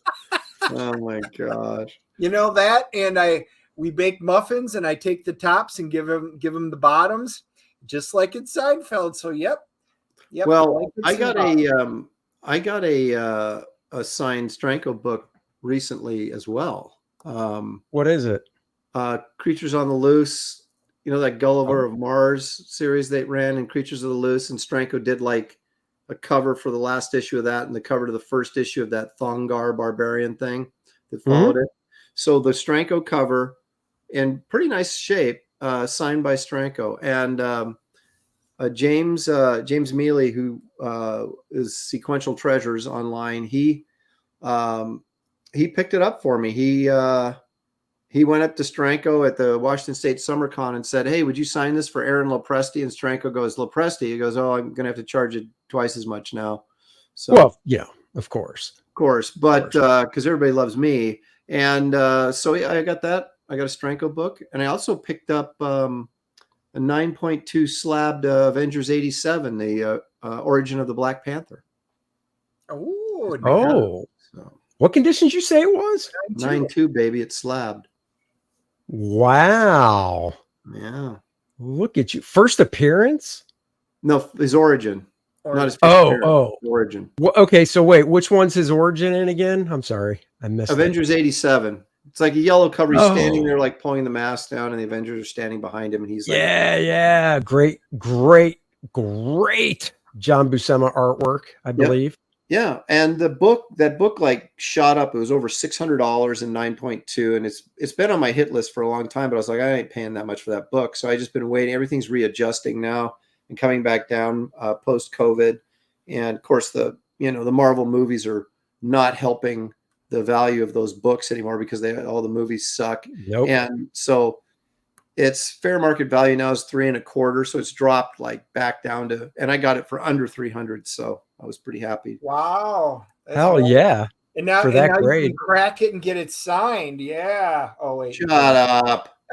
Ruin the Now, do you have a first appearance of Brother Voodoo?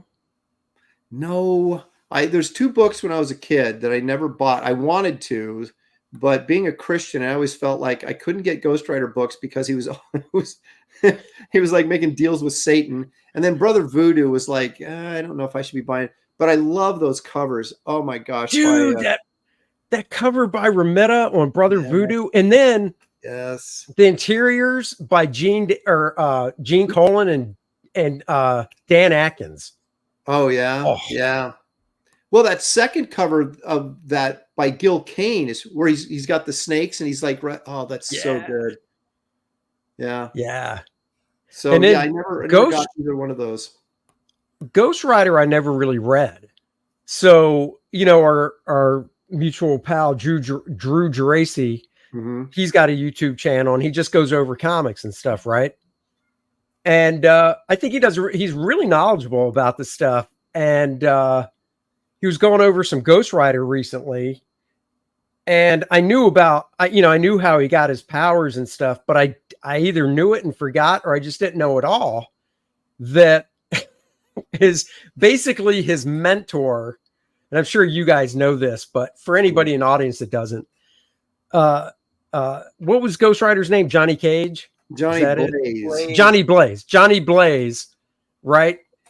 He basically makes a deal because his mentor is dying of cancer or something. So he makes a deal to save his life. And, Satan or whatever is like, yeah, I can do that. And you'll do this for me as, Ghost Rider, whatever. So he takes the cancer away. So the guy's healthy and everything. But then on his next jump, he dies. Yeah, he dies on it. Yeah, exactly. So it's like the guy dies anyhow. And Johnny Blaze is like, what? I made a deal. And it's like, yeah, I got rid of his cancer. Yeah, exactly. Don't ever make a deal with the devil. Yep.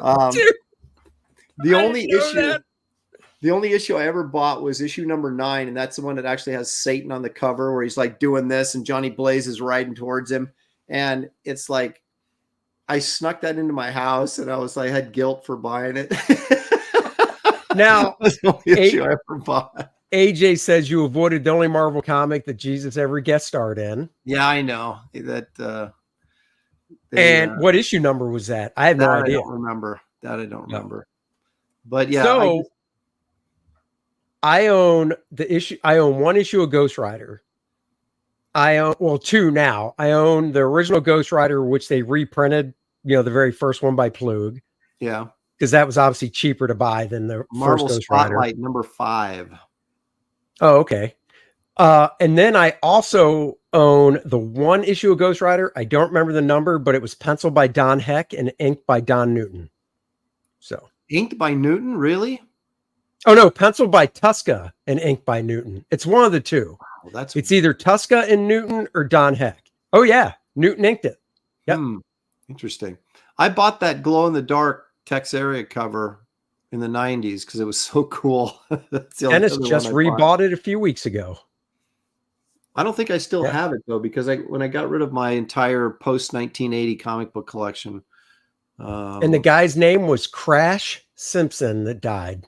Well, for the name like that, you probably figure that's probably inevitable, right?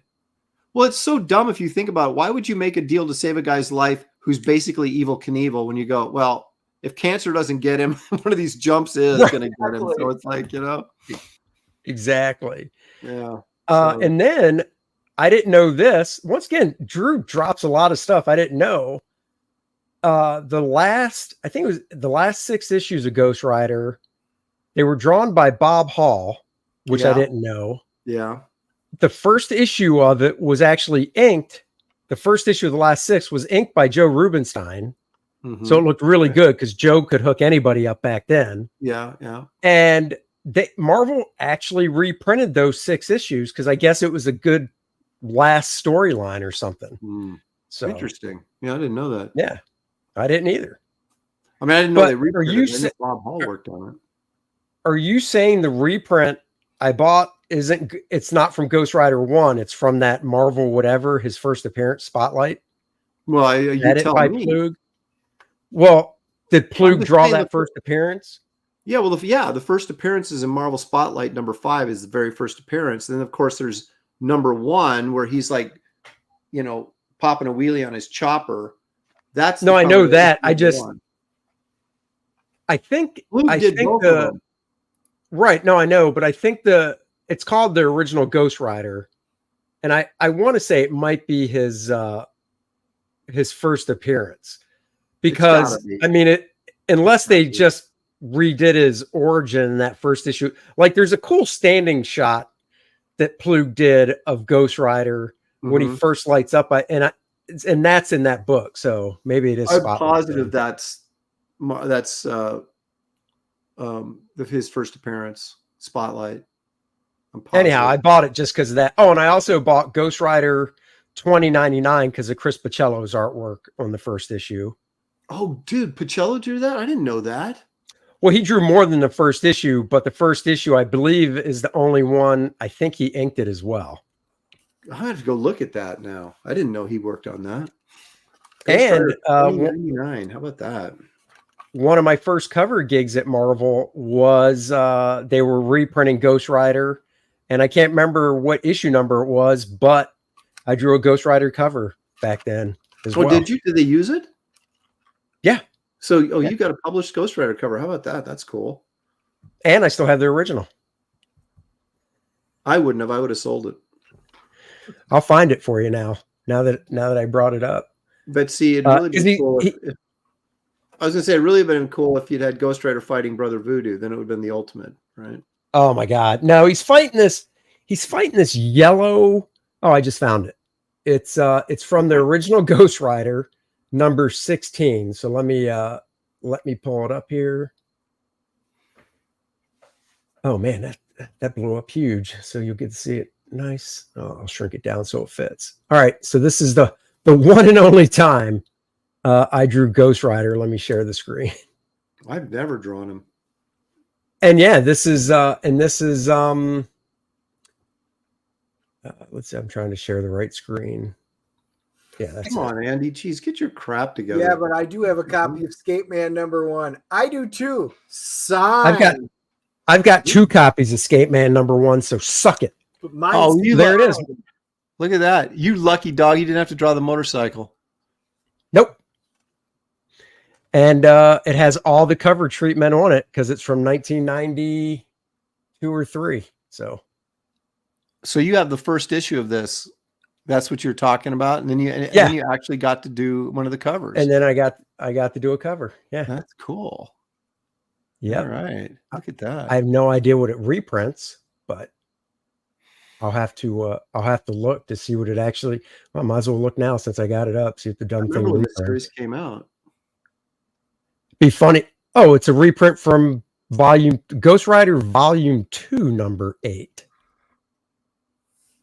So wait, that must be. 2? Wasn't that in the 90s? Wasn't Volume 2 in the 90s? No, you know what they're calling as the original Ghost Rider, I believe, when he was riding a horse, because this is from 1974. Okay. Yeah. And it has a Gil Kane cover. Yeah, the Ghost Rider when he was the Dick Ayers Western. And then his Volume 1. Okay. That makes sense. Yep. So that's Volume 2, drawn by Jim Mooney, inked by Sal Trapani, Gil Kane cover. I might have to buy that just to have the original issue as well. So, but no, I didn't have to draw the motorcycle. Yeah, that was the thing. Drawn the motorcycle. I would have run from that series. Like, if I had to draw superhero on a motorcycle, I'd rather draw Iron Man. It's like, oh God, that'd be a pain. And then you had that big old chopper. Iron Man. Cool. I mean, not if you're talking about the original. Well, the cool Iron Man with the yellow and gold. Well, no, the Gene Colan Iron Man. Yeah, I draw that all day long. But I mean, the newer, more complicated version. But yeah, the last thing I want to do is be drawing like I wouldn't want to do the Green Hornet. Where you got to draw that car all the time. Oh no, yeah, but you got to realize the new Iron Man now is easier than the Gene Colan Iron Man. Was it that girl? No, I'm just saying that it's Tony Stark, but the armor is like the last movie armor in regards to it's all smooth because it's nanotech Okay. So it's not I bulky. haven't been paying attention.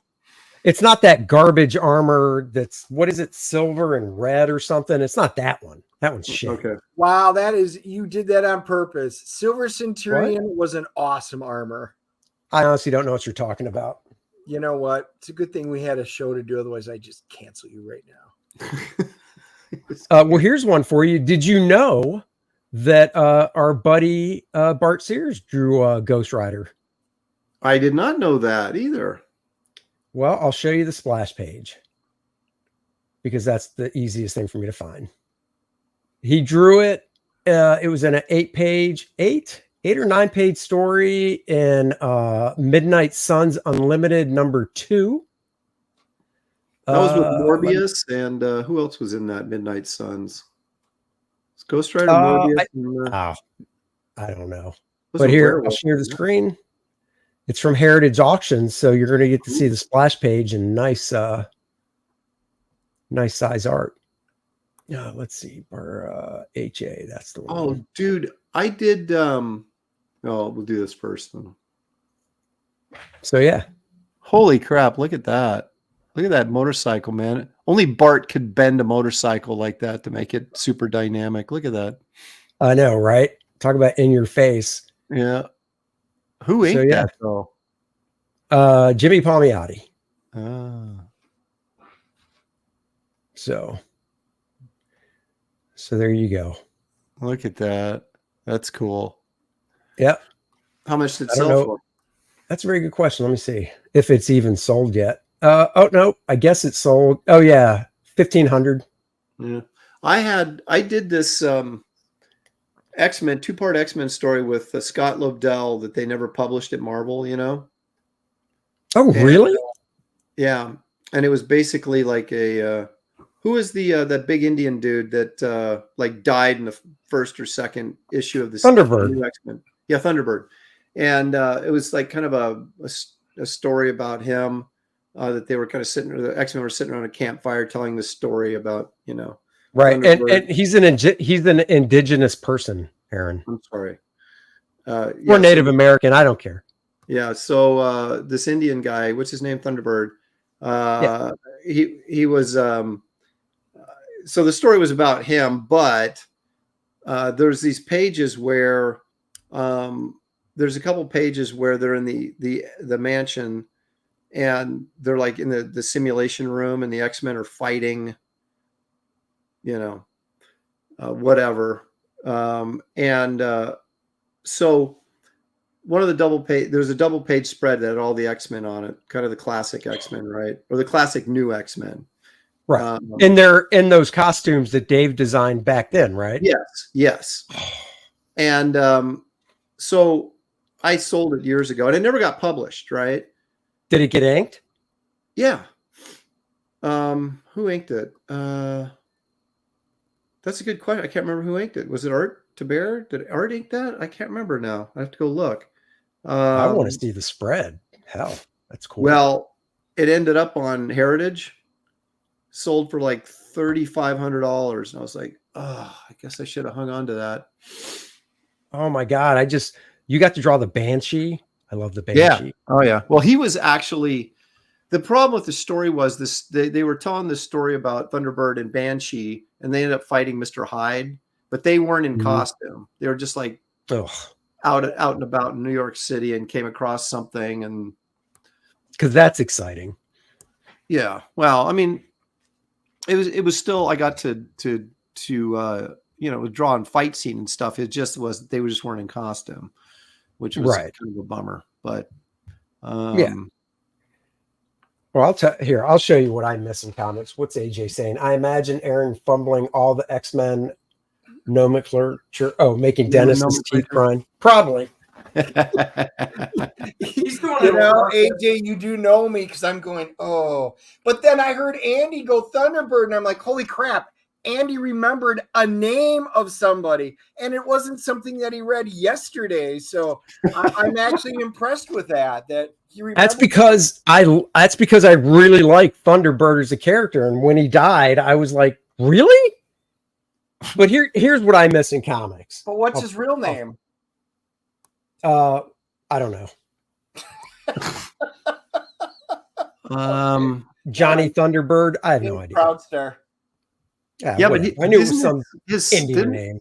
His son became a character, right? Yeah, he's in it, right? Was in the newer ones, yes. Well, what's his name?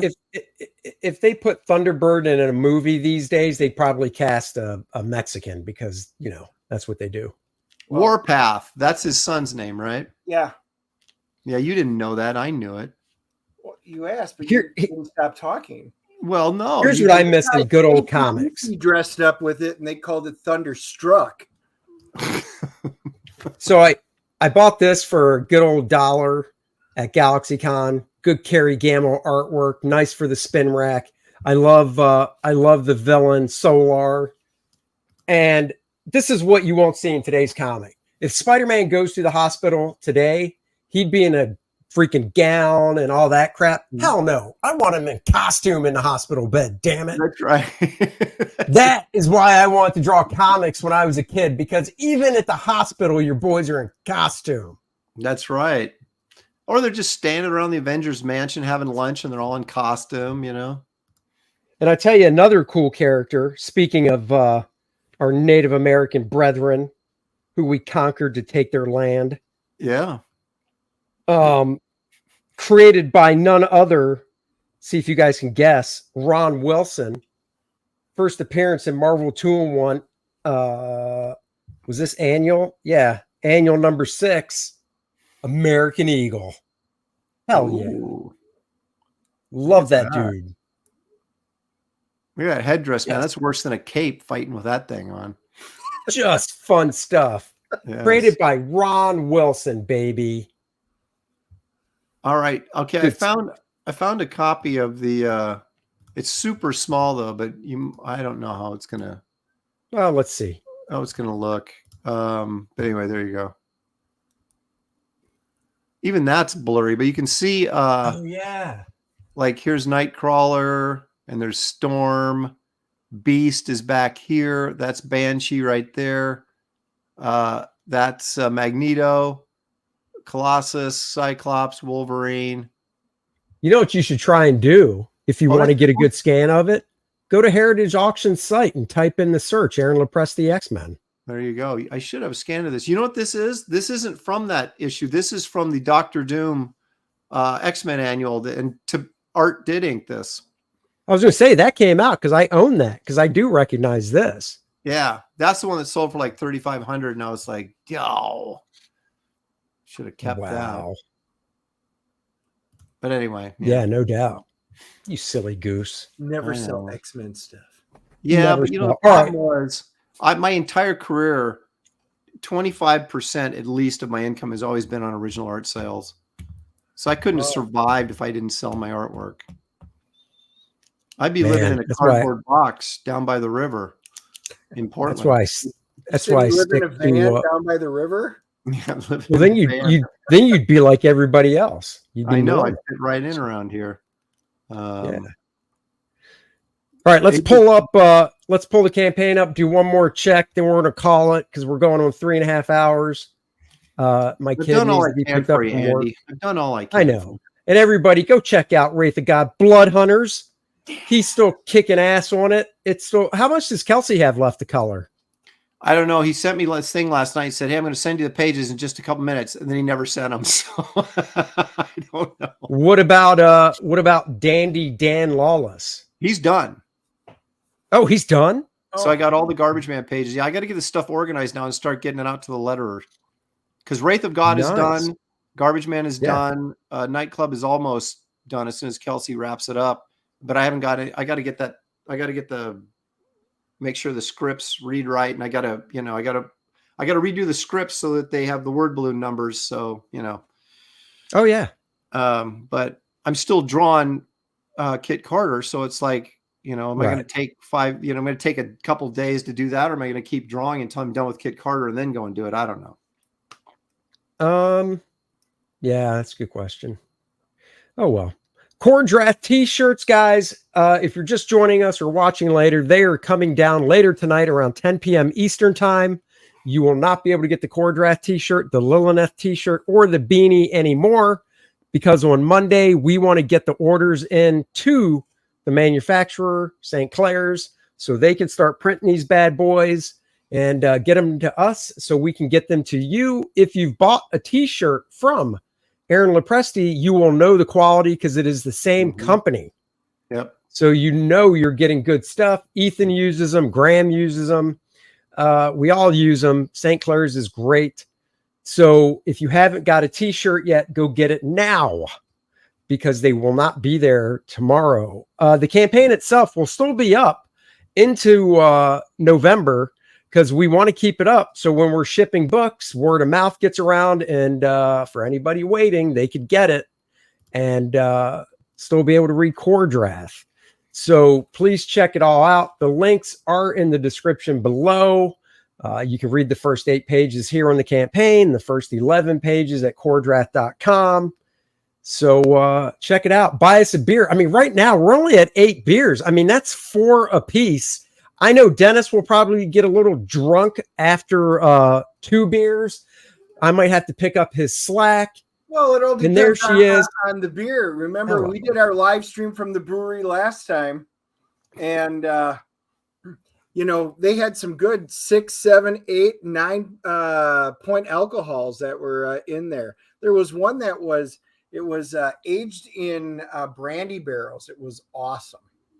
That's right. And hello, Anna. It's Anna. Glad to see you. Looks awesome. Earlier. Thank you so much. And I've got that.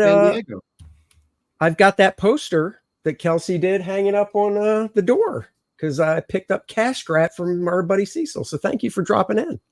That's right. You got to meet her. I remember you telling me you felt something knocking on your knee, and you're like, "What the hell's going on?" And you look down, and it was Anna. Yeah, she was tapping on my knee going, hey. She was tapping on your knee trying to get your attention because you heard a voice and you just kept doing this. You're like, where is that coming from? It was like Horton Hears a Who. I was like, she's like, I'm here. And I'm like, where? No, she wasn't that tiny. She was, I was actually sitting down when she walked up, so she looked really tall until I stood up. But I got to meet, who's her fiance, Peaches or something like that? Peaches and Cream, or what's his name? I'll go with that because I don't want to. Got to meet him. Seemed like a very nice guy. So yeah, it was great meeting her, and it was great meeting actually a lot of Comicsgate people or people that are just from in the chats and stuff like that come up and say hi. So. And her calendar is still up, so go back that if you haven't checked it out already. Go check that out. She is a sweetheart. You got to meet Dan Fraga. I hear you had to look up to him, though. No, that's not true. I'm taller than Dan. Oh, Dan had to look up to you. That's right. Another one you had to look down on. He was surprised because he goes, whoa, you are tall. I'm just a little bit taller than he is, not much. Right. Well, there you go. So everybody go check out Anna's campaign, Aaron's campaign, Kor-Drath, of course, for the T-shirts and beanies. Get it now and back the book if you haven't. And of course, Rob did make an appearance in the chat, so Death Raider as well. All the links are in the description or posted in the chat. The Kor-Drath ones are listed down below because you never know who's going to show up. So I didn't want to. I don't know. You don't know. It could have been me. I just don't know. So we're going to take off. Everybody have a great weekend. Next Wednesday, 7 p.m. So we will not be overlapping with Aaron because Pete can't come on until 7 p.m. Eastern time. So Peter Sametti. That's right. I'm going to have to try and stay awake and not bail like Mike Barron does real quick. So I'm sure I can do it. It's probably a good idea if you can stay awake. Yeah. Well, Dennis will be there, so he can help out. He can slap me if I start falling asleep. Yeah, so, that sounds like a plan.